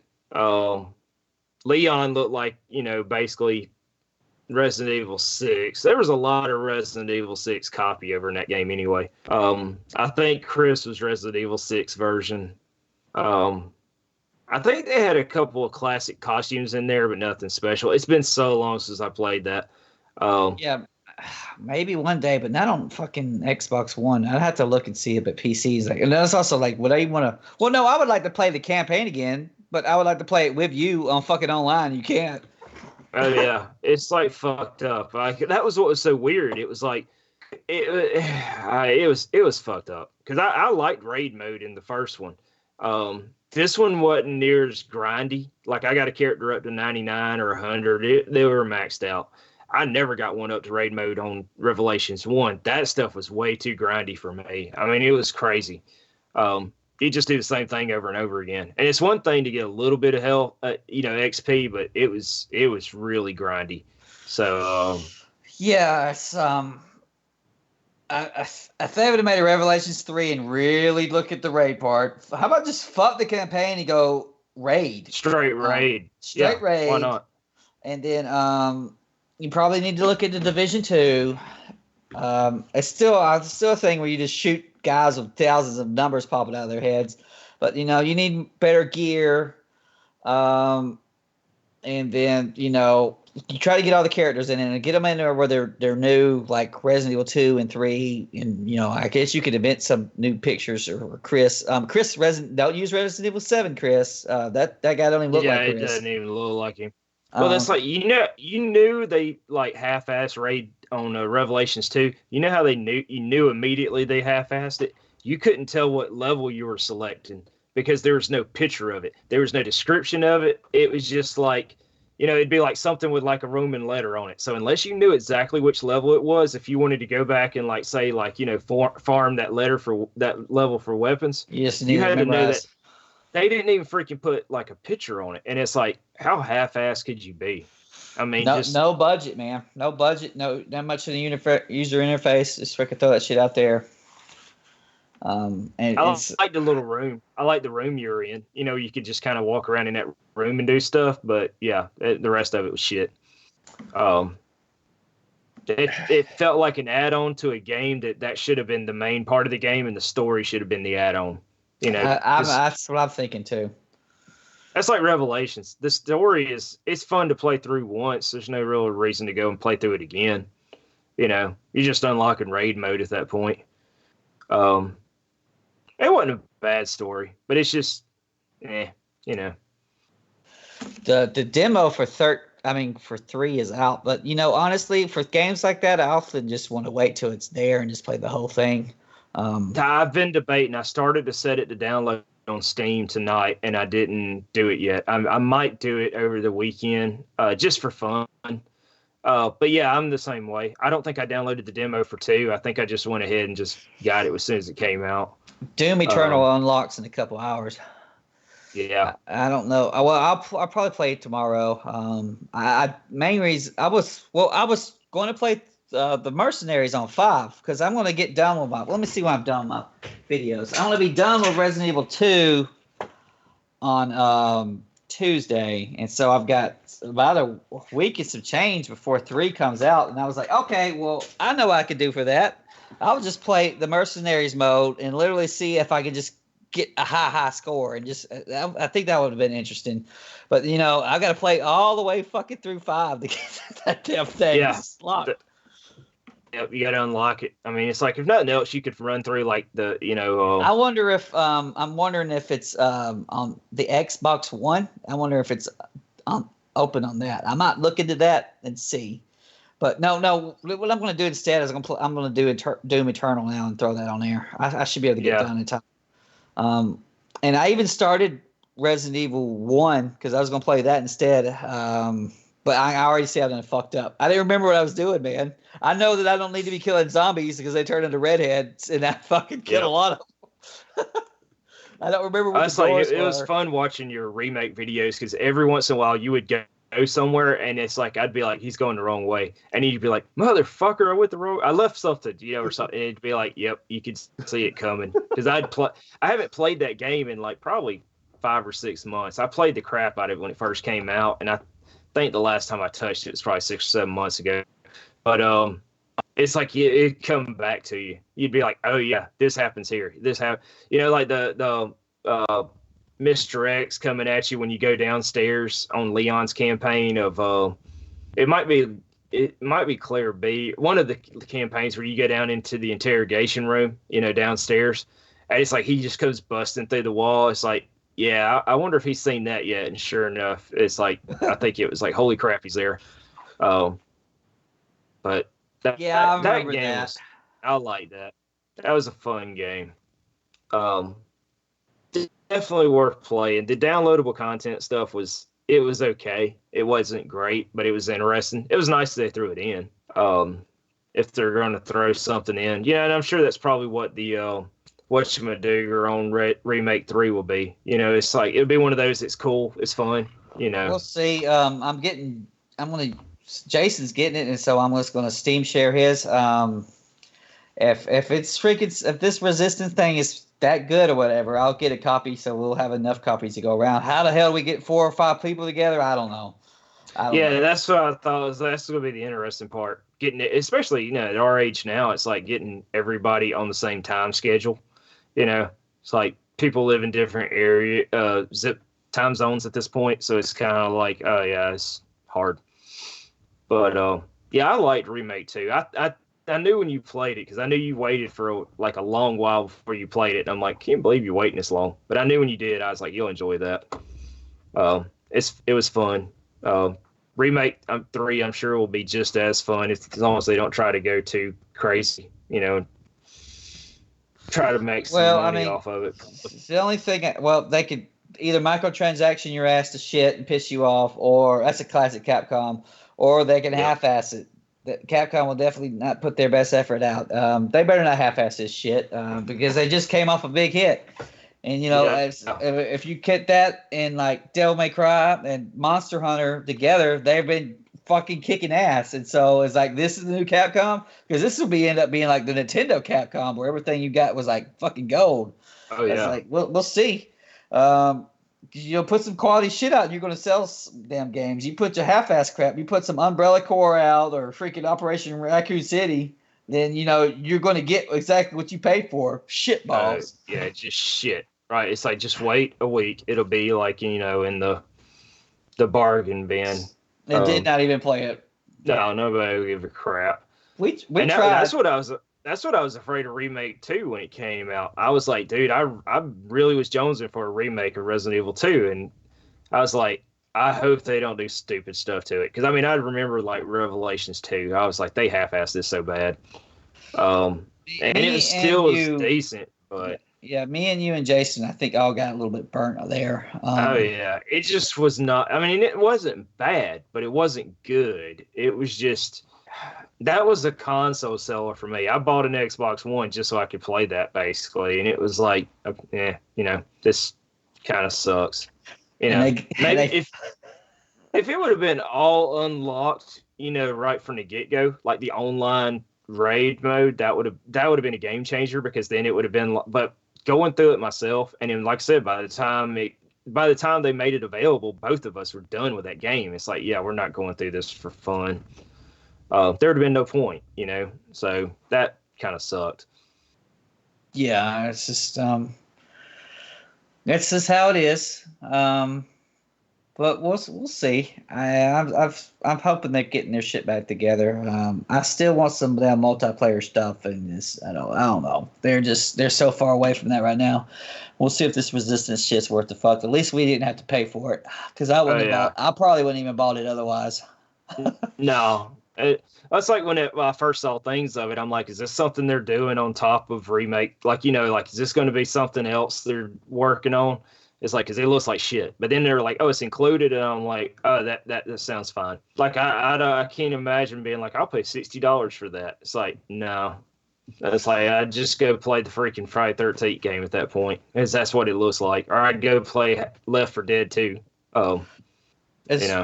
Since it doesn't have different scenarios, what I think I might do is I might try to S-rank that shit. We'll have to see how rough it is. But I know if I just kept playing Resident Evil 2, it's really my only reason I'm hitting S-rank was because of them saves. I like to save. But on hardcore, you make one fuck up, you're done pretty much. So yeah. It's just we'll have to see, because I think at S-rank was only 3 saves or something. There was a nice guy who was in my YouTube comments telling me all this shit. It's like, I think it was 3 saves, and like you had to finish the game within like a certain time limit. I forget the time limit, because I think it unlocked like unlimited ammo or something. And I was going to work on that just for fun, just to kind of like breeze through for, shits and giggles. And I think it was like, I forget the hours, but it was so many hours and 3 saves or something. But it was like, it was doable. It was totally doable if you committed yourself to it. And it was a fun game. So you didn't feel like, it was just fun to see what you had to go in a certain order. And it was fun to see what you could, like not have to do. You had to get by the skin of your teeth in certain things. Like, I can't get that extra pouch because that's going to take me an extra 20 minutes of doing stuff. Things like that, which would affect you all the way down the line. It's like everything you did you needed to be out of the mansion within like a little over an hour, I think. And it's like, that's a lot of stuff you're not getting to get out of that mansion within an hour, to get to the sewers, to get to I think it was like 3 hours. It might've been 3 saves in 3 hours. I forget, but it's like totally doable. And I ended up, because Mr. X would cause you mass trouble, is that I ended up killing most of the zombies. At least on Claire B, I freaking would, you drop their ass down with your stupid quick draw army, which is really, really hairpin trigger, and then you would just stab their ass, stab them while they're on the ground with no legs, and then your knives are rough to come by at start, but if you don't lose your knife, you could kill all them zombies. And so most of my Claire B, I cleaned out most of that mansion. I think I had like one in the lobby still crawling around, and then that way I could just leave the lickers alive, and for hell, it probably saved ammo in the long run, because you ain't gonna hear no fucking lickers at all. Oh yeah, there's like certain things like you would be like, I need to do. There would be certain items you needed to get before he showed up, and there would be certain zombies you needed to take out, or otherwise they were going to cause you problems later on. Like the dude over by the Coke machine, you'd be like, I need to take this guy out. The fat guy on the Coke machine shaking that thing. Yep. He would cause you trouble later on with those, because once you got in there with those liquors, you can't go running, and you can't have him grabbing onto you. So it's like he kind of had to go. And it was fun figuring out strategically of like, okay, who can I get by and what can I get and not have to come back later in that one area. It did have a good idea about what enemies are in there and everything. It's like, oh yeah, this that room. So it's the room between the West office and the safe place and the place where the ammo or the information. I mean, what would you call it? Evidence room or whatever. Oh yeah. And so it's just a hallway, but it connects to steps. So there's like a huge open area, and there's like a bunch of zombies up in them steps. They'll fall off of them freaking platforms and fall down to the bottom. And so there's about 3 of them from the steps. There's that fat dude, and there's that guy he's laying on the ground to start, but he's like a janitor dude. Yeah. And it might be even possible for the zombies that have chased you around the far hallway where you put the bars up, right? They put the bars up to keep them coming in. They could have slammed through that first door. What is that? What is that room? Is that the briefing room? It might be a cafe.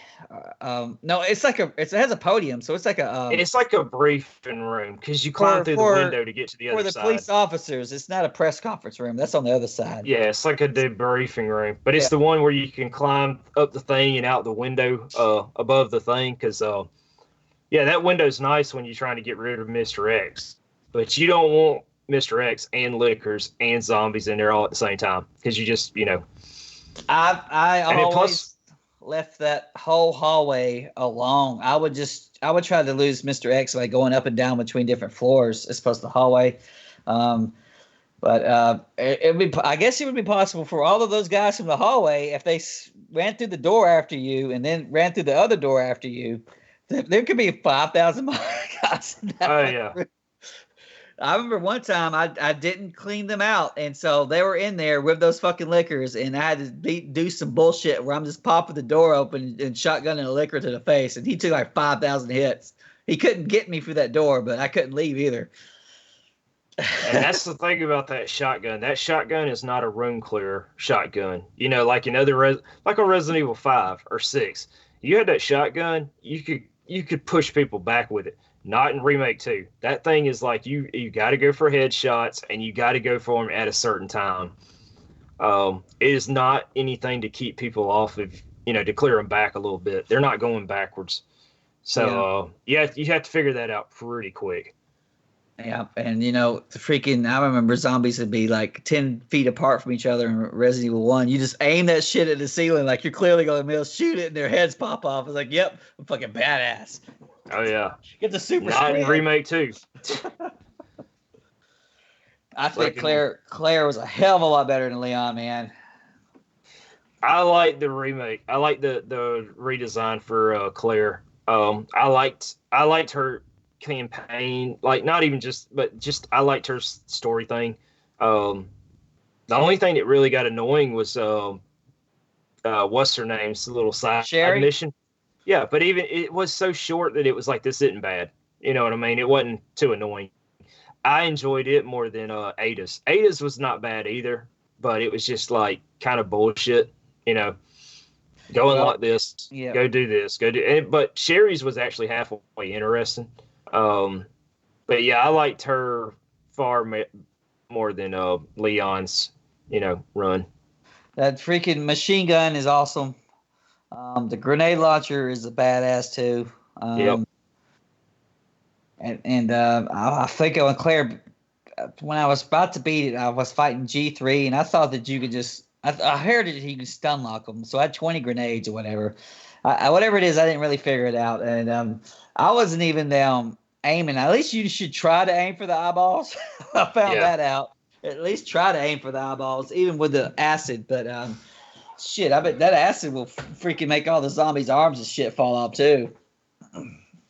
I just always try to combine the white one with like a big gunpowder, and you get like 5 or 6 acid grenades.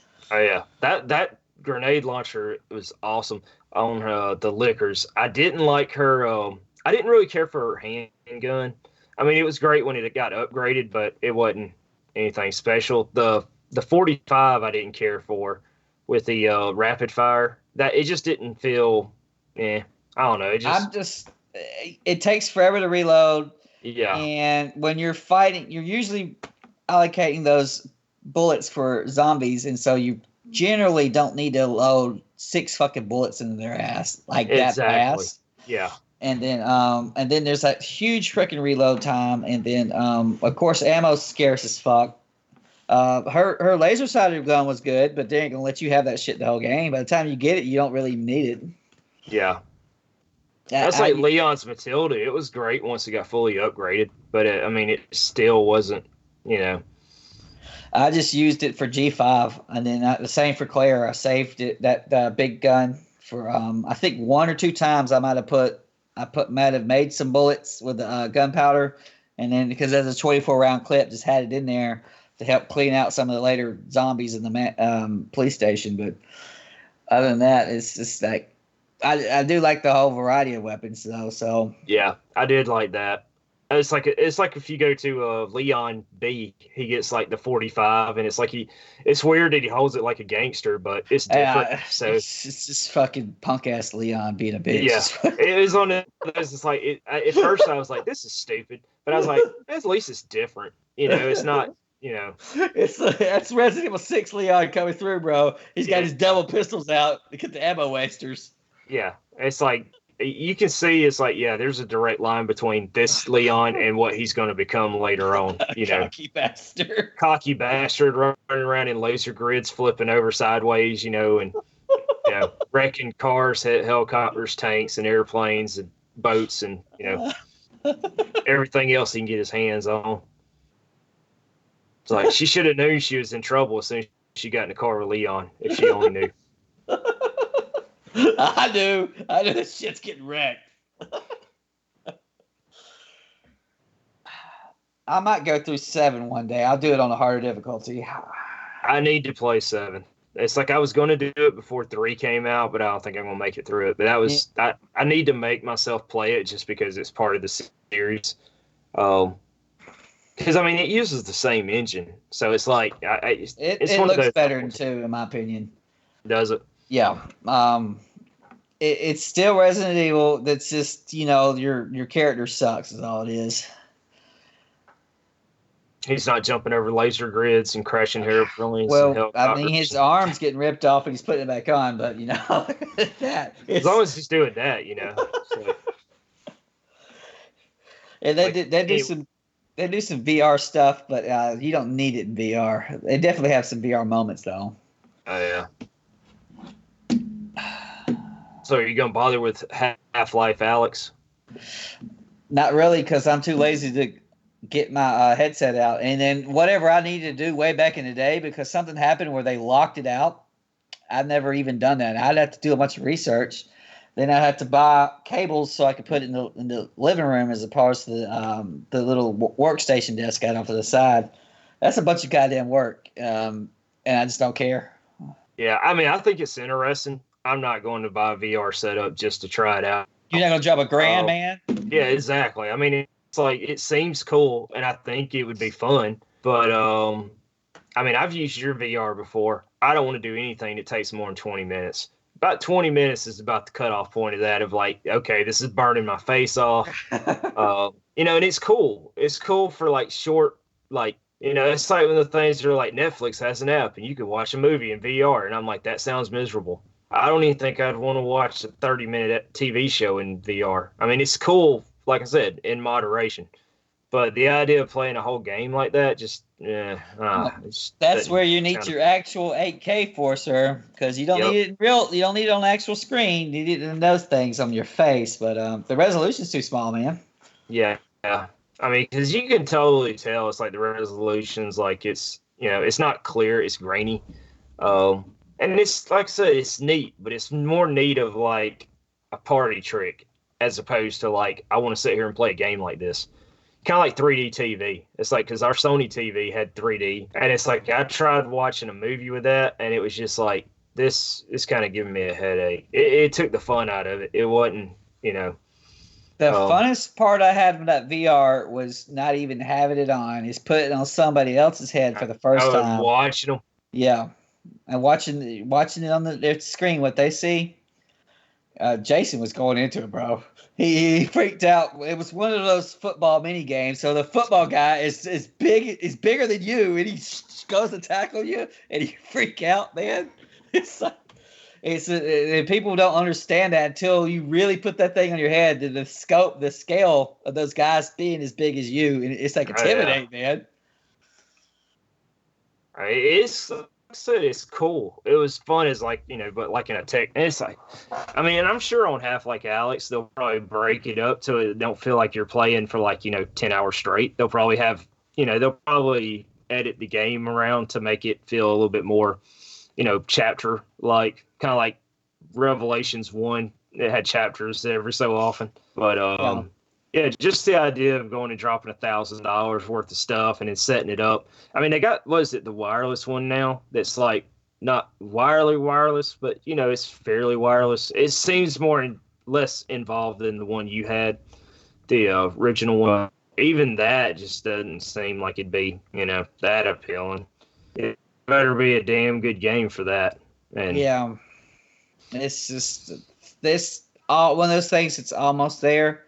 It's not there yet, and it's always going to be niche. And I remember back when they were starting to do in VR, and there would be the VR tards who were like, "It's VR or nothing," and then all you had the other kids who were clearly worried about it. It's like, no, there's no reason to worry about this shit. No, it's not like the only way you're going to play the next freaking Doom or whatever is in VR. It's not how it's going to happen.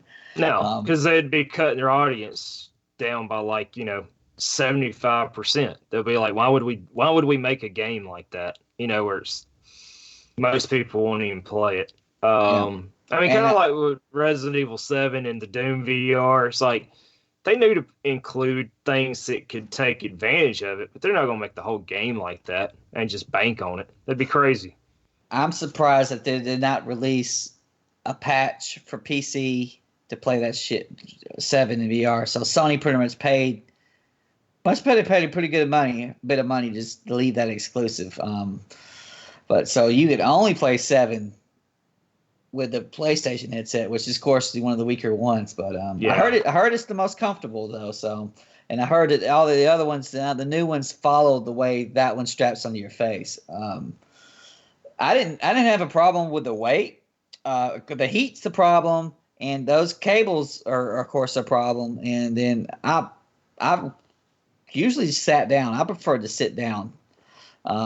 And then I would have liked more controller type games, but they didn't. They've moved almost completely to those. I don't know if you're going to call them wand or the blue finger things. Those touch controllers are badass, but I like those touch controllers you had. They actually felt pretty cool. Yeah, it still wasn't like if you wanted to pick up a pencil off a desk, it didn't feel precise enough to you felt like you had to. What was it? Remember it was one of those demos where you flipped open the lighter and you had to light it or pull up. Yeah. Pull, yeah. It still wasn't where it needed to be as far as that. I haven't played anything in the past 3 or 4 years though. So, hey, maybe it's there now and I'm just talking out of my ass, man. Maybe it got better all of a sudden, but I doubt it. Yeah. So, that's like the PlayStation Move controllers. It's like, I was shocked that they were like, we're going to have a VR headset and it's going to use these things from PlayStation 3. And I assure it was probably because we have 9 million of these things that nobody bought, so why not use them? But it just seemed odd. It's like I would have liked to had more options, I guess. Sony's always tried to be on the price, so they were like, okay, well, people might already have this to try to get that price because I think it's only $300. So that was the way to do it, man. That was the way if you wanted to get in there. Because otherwise you're going to have a beast monster PC. A 970 was the requirement, a GTX 970. And that was still new card back then. Oh yeah. And then they later dropped down the specs at least on the Rift. But you'd have to have a beast PC, and you'd have to pay $600 or $700, or it might have been $8 for the Vive. I can't remember the price now. I think it was $8. And then you'd have to buy all of this shit, and then. Then have games that are exclusive to one or another. It's Yeah, like, you what have to make something that's going to be like, we have to buy this version of it. That's the trick. And it seems like Valve is like with the Half-Life thing. It's like, if you're going to have a must buy, like, why not have a Half-Life title on it? That would do it. It's just, as much as I loved Half-Life, even I'm not investing that into that. I'll watch somebody play it on YouTube just to see what it's like, but that'd be the extent of it. Yeah. I won't feel a need to go play it myself. So there's no way that Half-Life 3 could really be innovative over the way like 1 or even 2 was. And a lot of what 2 was literally just playing around with the physics things and Oh yeah. I mean, which was the whole not Gary even mod yeah. thing. And not even compared to what Half-Life 1, which was way innovative because up to then we're playing Unreal and Quake and shit like that. So whatever they're trying to, try to innovate through VR, but not really call it 3 or whatever it is. But I don't know. I don't know what they would have to do because I know that they're not going to try to do a Half-Life 3 unless they could think that they could do, the next biggest thing that Lord Gavin himself has come down from heaven and anointed this game or some shit. Instead of just make the fucking damn story or whatever it is. And the stories were good. It's just like, but yeah, you're right. It's like that the whole thing of was it the Havoc engine? I forget what engine it was for Half-Life 2, but it's I don't think it was Havoc. I forget what it was, but it was crazy. I mean, because that was back in like 2001, I think. 4. I forget. 4. Was it 4? I was thinking it was earlier than that. It was 6 months after Doom 3, and it's shit on Doom 3. Doom 3 looked obsolete. Well, yeah, Doom 3 was shit anyway. I mean, really, it's like Doom 3 was not Doom by any means. They could have just called that like silent, space marine in the dark. It's like it's like got to pull my flashlight out. Oh crap, got to put it back to get my gun out. It's like, damn, Space Marine can't hold a flashlight and a gun at the same time. I mean, really? Couldn't have a gun that had a flashlight on it. It was more. It was like a totally different game. It was a suspense thriller as opposed to like action Doom. What it is supposed to be. Now I think about it, that might be one of my biggest letdowns of all time. Doom 3. I had a. For my first problem was I had an AMD card, and it was like I think optimized for Intel. I had sat there and I bought a little bit of surround sound stuff because we had to play Doom 3 in surround sound, and so I have a brand new computer, but I had the AMD, I have the wrong card, the 9800 Pro. Everybody had fucking 9800 Pro, but that was the best card for. I remember literally having a 9800 Pro, and it was like the best cards you could buy at the time. It had not been like that was it. That was top of the line, and even it didn't run. That game didn't run well on hardly anything though. Yeah. Even later on, it didn't run great. And you're sitting there doing stupid shit with even though on Resident Evil somehow makes those cool locker combinations interesting, right? You feel like you need those bullets. While as in Doom 3, you feel like this was a giant waste of your fucking time listening to damn audio books or whatever to get codes to do things. And then the freaking jump scares were just monster in a closet. It was like you go forward, shoot a guy, and then later on just turn around because there's going to be another guy popping out. And so you would just go back and kill him, and it would just repeat over and over again. And the guns felt like weenie sauce, man. All of them sucked. Like, you remember that pistol? It's like you had only the pistol for like a good portion of the beginning of it, and you're like, this thing is crap. I remember it had a cool sound, but like it was not, it didn't seem like it was going to get the job done at all. I just remember it being dark as hell. Like, it was made to be suspenseful. Like, like, oh my God, what's around this corner? I better look. Better put my flashlight up and get my pistol out and then pull it back out real quick. But you mainly spending your time trying to adjust the fucking things to try to get performance. Trying to get some fucking performance out of this shit. You're not getting nothing. It's just crap. It's just why this game. I think I ended up playing only like 2 hours. That's how far I played. I never beat that one. I was like, this is sucks. It just. Do you remember when the alpha leaked out and it was like, oh my god, there's an alpha version of Doom 3, and if you do this and you do that, you can play it, and people would be like, this is an alpha version, so just so you understand, it's not even beta. This is like early on, and you play it, and you know what? It wasn't that much different than the final product. It was still rough. It was just not good. I needed John Romero, man. Needed him. It needed something. He knew how to make fun games. The last John Romero game I played was there was a game called damn it, it's Gauntlet, but it wasn't the Dark Legacy. It wasn't the Legends ones. It was called something else, and it was original Xbox PS4, and I cannot remember the name of that Gauntlet. But he worked on that. I think they fired him right before they put the game out. But you could tell the shit was fun. He makes his games fun, dude. Maybe not that one that you played on school. What was that Wizard game you played the shit out of? Remember, it made that in high school. Can't remember. I know which one you're talking about. Was it Blood? No, not Blood. No, it was a Wizard game, pre-Wolfenstein 3D. You was a wizard, and you were like 2D getting blocks. It was not, of course, it wasn't Commander King. It might have even been before Commander King. But it had made it. And you played the shit out of it. You was like beasting that thing. I cannot remember the name of that, but I know exactly what you're talking about. I was trying to think of the Xbox game because I have a copy of that game, so I know exactly which one you're talking about. I picked it up for like $1 because I didn't recognize it, and it was like Gauntlet something, and I was like, "What is this? Was it Gauntlet Seven Sorrows?" I think it's something like that. There was a number in there. I think that was it because I remember like seeing it, and I'm like, I don't recognize this Gauntlet game, and I picked it up at the flea market one day for like $1 because I was like, this doesn't look like Gauntlet Legends style, where it's like the ones we played back in the day. It's just so funny you mentioned that because I just picked that game up the other day. God, yeah, there was some wizard game I used to play, and I can't remember what it is now. It had a name. Yeah. It'll come to me one day in the shower, as all good ideas do. I think he done that, and then I think from a Wikipedia page, I remember he was doing some kind of Game Boy Advance games or some shit, and that was the end of John Romero and his glorious locks. Yeah. But you made epic hair.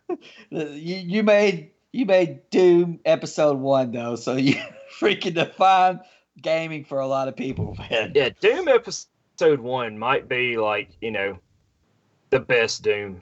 To me, it's like I guess because I played the crap out of that because it was on shareware. Everybody had that floppy disk, but man, that thing was that was fun. God, you're gonna drive me nuts now. I hear you clicking. You're gonna look up that wizard shit. It's Wikipedia in and tell us about it.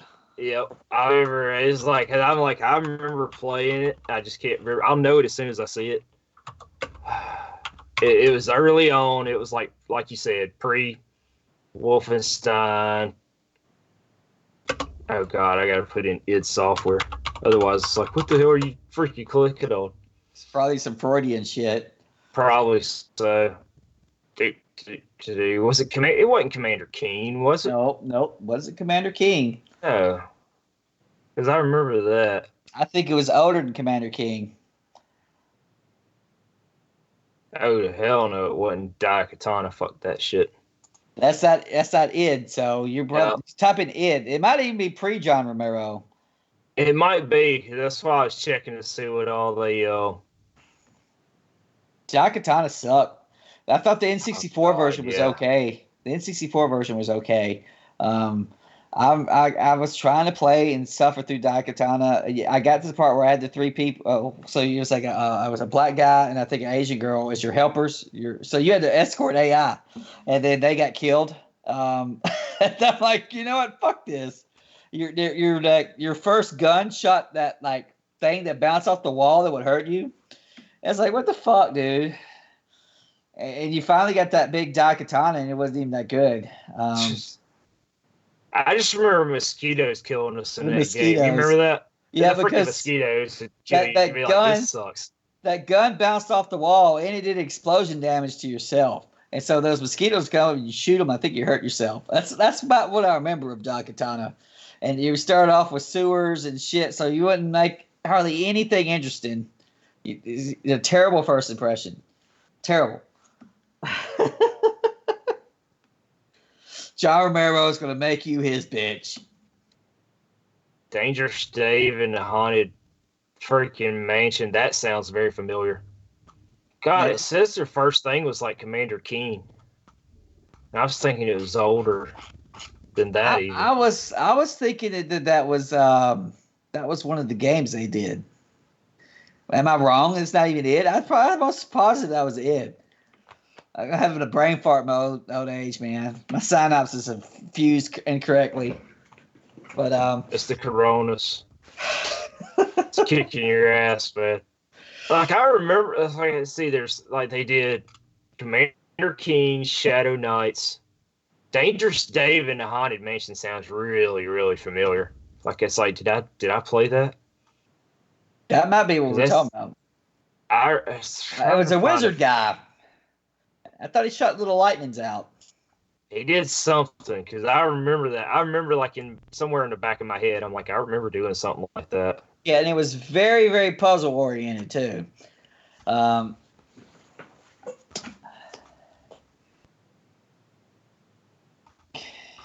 she said, then they did Wolfenstein, Doom, Quake 2, and after that it was Return to Castle Wolfenstein, and after that, which was pretty fun. I didn't play that far. I think a lot of most people were playing it well, of course, I forgot. You got to step back. They did Quake 3 Arena. And then they did Return to Castle Wolfenstein, which had classes, which was a big deal for multiplayer. Yeah, I never played it. I liked Return to Castle Wolfenstein. That was fun. That was really fun.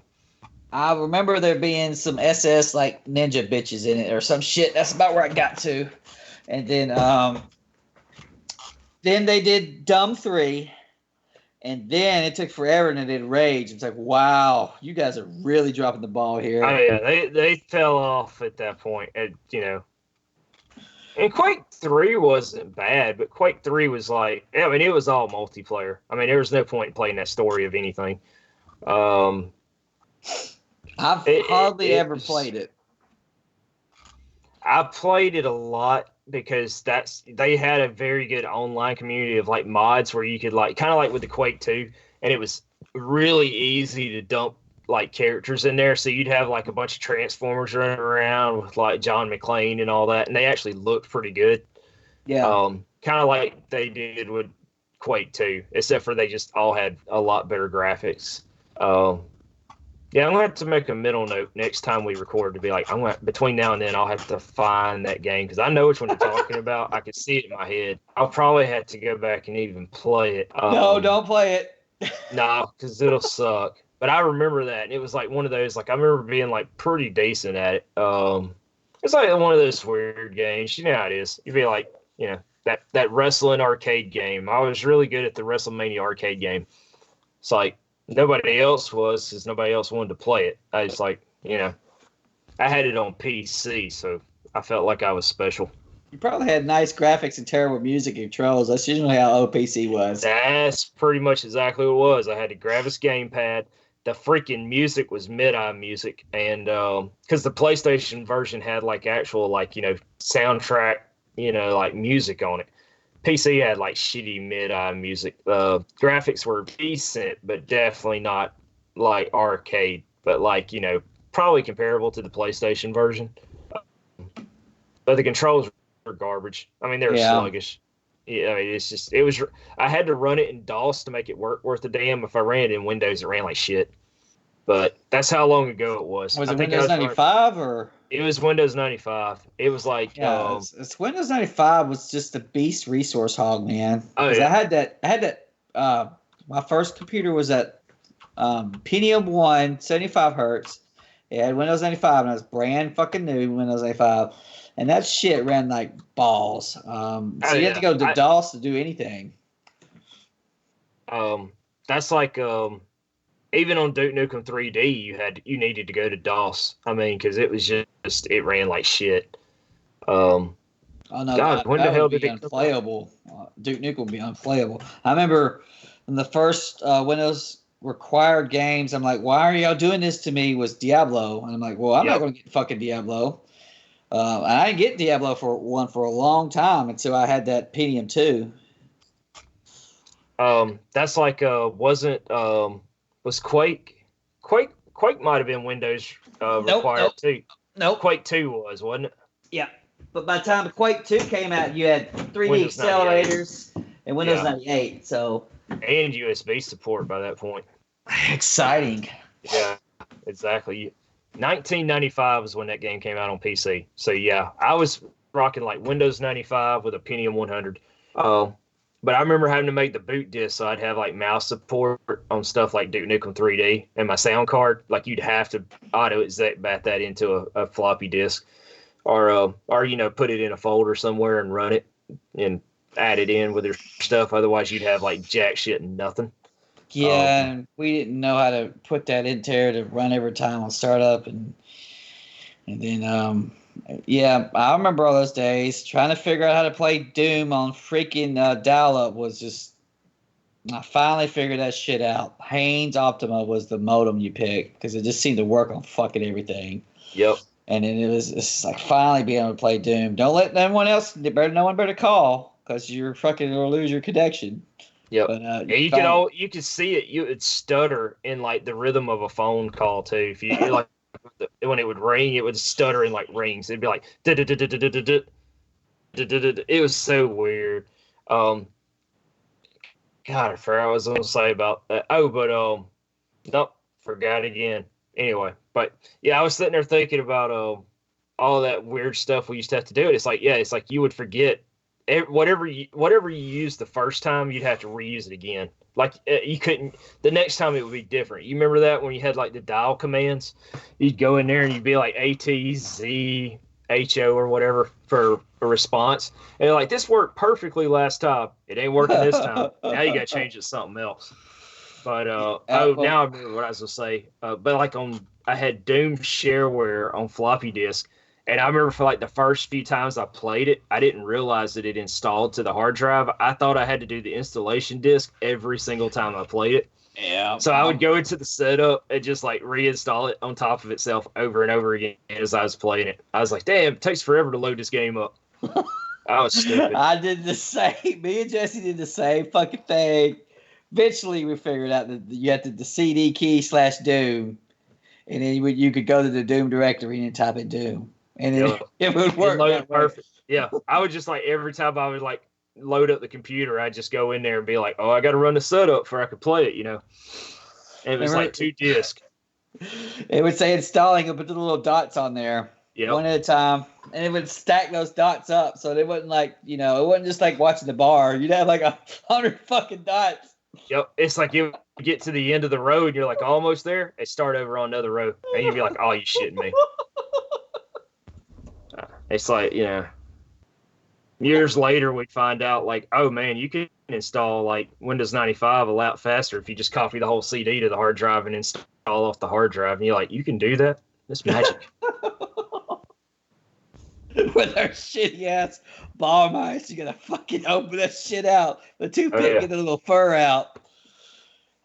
Oh, that's like the Super Nintendo mouse. I still have one of those. I was looking at it, and it's like, God, I remember I used to have to clean this thing out. It sucks. And that mouse pad is dog shit.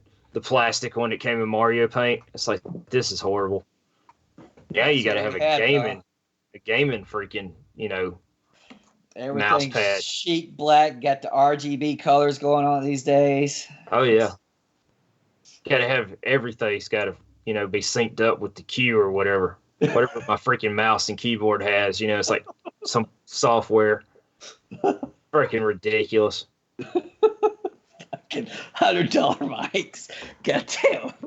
We got to be jacked up with Uber shit, Kitty. That's how we are, right? Oh, man. You remember back in the day, it's like you thought you were high as shit if you had a 3-button mouse. It wouldn't even have scroll on it. It just had a third button in the middle. And we had those black ones. You remember that? And it's like, holy shit, man. We can we can freaking bind open to that. So when we walk up to like, a doom door, all we gotta do is hit that middle key, that middle button.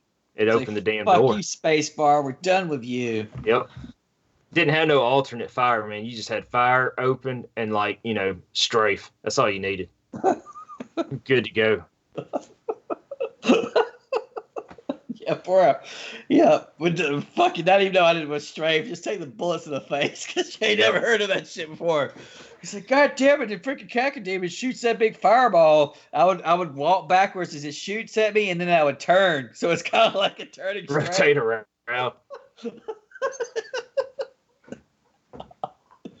That's like I thought I was elite. We all remember that day where it's like I'm sure you had that where it's like that one day where you finally figure out how like strafe works and like mouse look and all that works in games, and you're just like, holy fuck, I can spin around this motherfucker and shoot him while I'm just spinning around in a circle.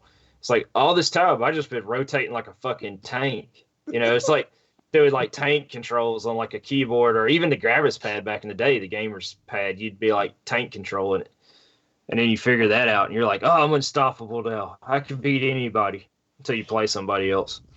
I remember the first game that I had to use on the controller that had the 3-axis or whatever was Turok 1. And I knew it had goofy controls. I seen it in Nintendo Power. And so the first thing I did was, because you use the C buttons to walk. The first thing I did, I spent like an hour and a half trying to freaking just walk around with that sword just to figure out how to fucking play. And I'm guessing that every kid had their time, even if it's like Fortnite or Halo or whatever. He's like, you get this big ass controller and you got to figure out to get both of those sticks to work for you. Yep, at the same time. Man.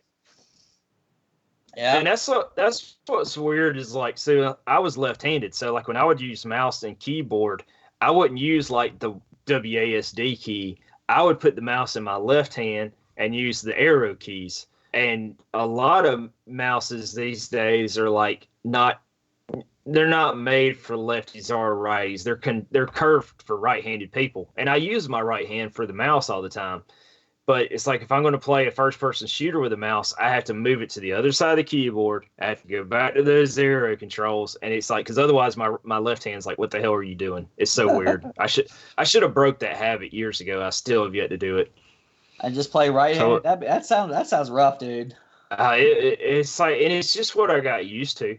Because I remember like somebody was like picking at me. They're like, use the arrow keys. You suck. You got to use WASD. And I'm like, I can't. I'm left-handed. It's like it don't work that way. But but it's weird. Like for normal Windows stuff, I use my right hand. But if I'm playing a game, it's like give me my left hand. Otherwise, it's like Then you had to find those mouses that you can hold with both hands are close enough, and some of them are like that. Was it like the newer Logitech ones are pretty universal. You can use either hand. Yeah. As long as you don't want to use all those side buttons. But, it's like, who needs 47 buttons on the side of the mouse these days? It's like you need to dial somebody. Or like the old freaking Microsoft football, when you're playing Diablo 2. Dude, I love my football. The Strategic Commander, man. I haven't seen one of those in forever. Mine's floating around here somewhere. I never got rid of it. It's like one of these days I might go back to it. No, I think I tossed. No, I haven't seen it, so I know I tossed it. And I've ever thought if I went back to Diablo 2, I would force myself to relearn to play it. Change the buttons around and just relearn to play it differently. But I've never gotten around to Diablo 2 again. So I'm afraid to. I don't need to introduce that freaking crack cocaine back in my life. The picking up the gold sucks, man. You pick up your own gold now, and you have to switch. Of course, you select the skill, but you don't use it. Your right button is on the mouse uses it, so you have to. So you don't just press the button no more. It'd be rough. It'd be rough. Graphically, I think. Although on a big monitor in your face, it would look washed out. You'd get used to it real quick again. Yeah, it would adjust. Yeah. Yeah, you broke my ass on that stuff back in the day because if you remember when we first started playing, or when I first started playing, we'd use the Sidewinder, and I'd hold that in my left hand and use my mouse in the right hand, and I would use that Sidewinder to stand still, and I would do the left trigger, and then I would use the directional pad to program in skills, and that was awesome. I loved that, and you got me started on that. The problem was you had to use the Sidewinder software. Well, when Windows 90 XP came out, that software would not work with that. So you could not program in those buttons at all in Diablo 2. And I had to change the way I played after that. Yeah. Like the controller worked fine, but the software would not recognize anything. Yeah, I was able to keep going because because I was using that strategic commander thing, and I know up to Vista they were still, and so I'm guessing Windows 8 might have also happened. Is that they were still commander hack patches that would get it to work. And I would play those commanders so much I would wear the buttons out, and I'd have to get another one, man. But that's what was weird about the Sidewinder. It's like, you made this freaking software, and it's not compatible with Windows XP. And if you had that software installed, it would not recognize the controller. And as soon as you uninstalled it, it recognized the controller again. I'm like, this is some broken shit. That's Microsoft, bro. They just said, fuck it, we're not supporting it. And so fuck you for, you bought this stuff and you've been playing with this Sidewinder for years, but, screw off. I love that Sidewinder. It was an awesome controller. I think I finally got rid of all mine, though, because I had like 2 of the old daisy chain ones, back with the serial ports in top. Yeah. And I think I had like 1 or 2 that were USB, but I think over the years they found. And once the 360 controller came out, it was like I was done with that. That was a great controller. And my favorite's the Xbox One controller. It's like I'll use that for everything. Yeah, I'll use my Elite for everything. And then but back to the day of the PC, it was so hard to get good controls because your keyboard fucking sucked, your mouse sucked, and so you would try to get those controllers, and so they ended up with. I think there was a Kickstarter for bringing back Gravis gamepad. There's probably Gravis gamepads out these days that do it. I'm like, I don't know why people would bother. I mean, just retro. It was only good because of the time it was around. It wasn't exactly great. It was just better than anything else at the time being. Like you remember had that little stick that you'd screw into the directional no one pad. used that shit.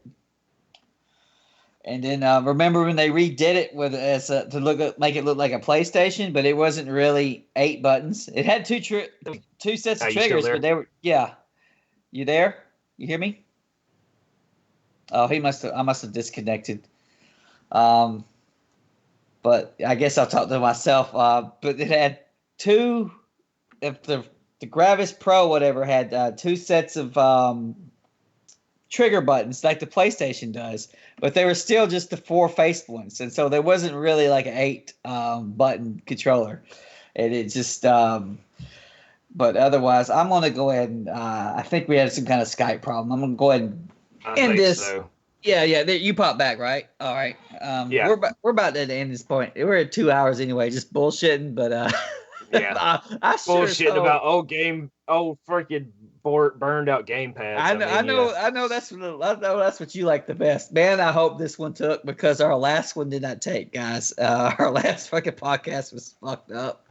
It's all my fault, but hell, I've had a video running, but it only ran for half of the time, and I stopped it. I didn't even bring up a video. It was just like a video of just two dogs' buttholes chasing one of the chasing that runaway girl, the freaking girl that was in the Chief Iron's office or whatever it is.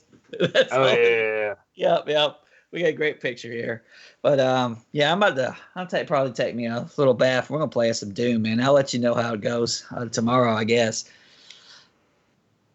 Yeah, that Doom looks good. So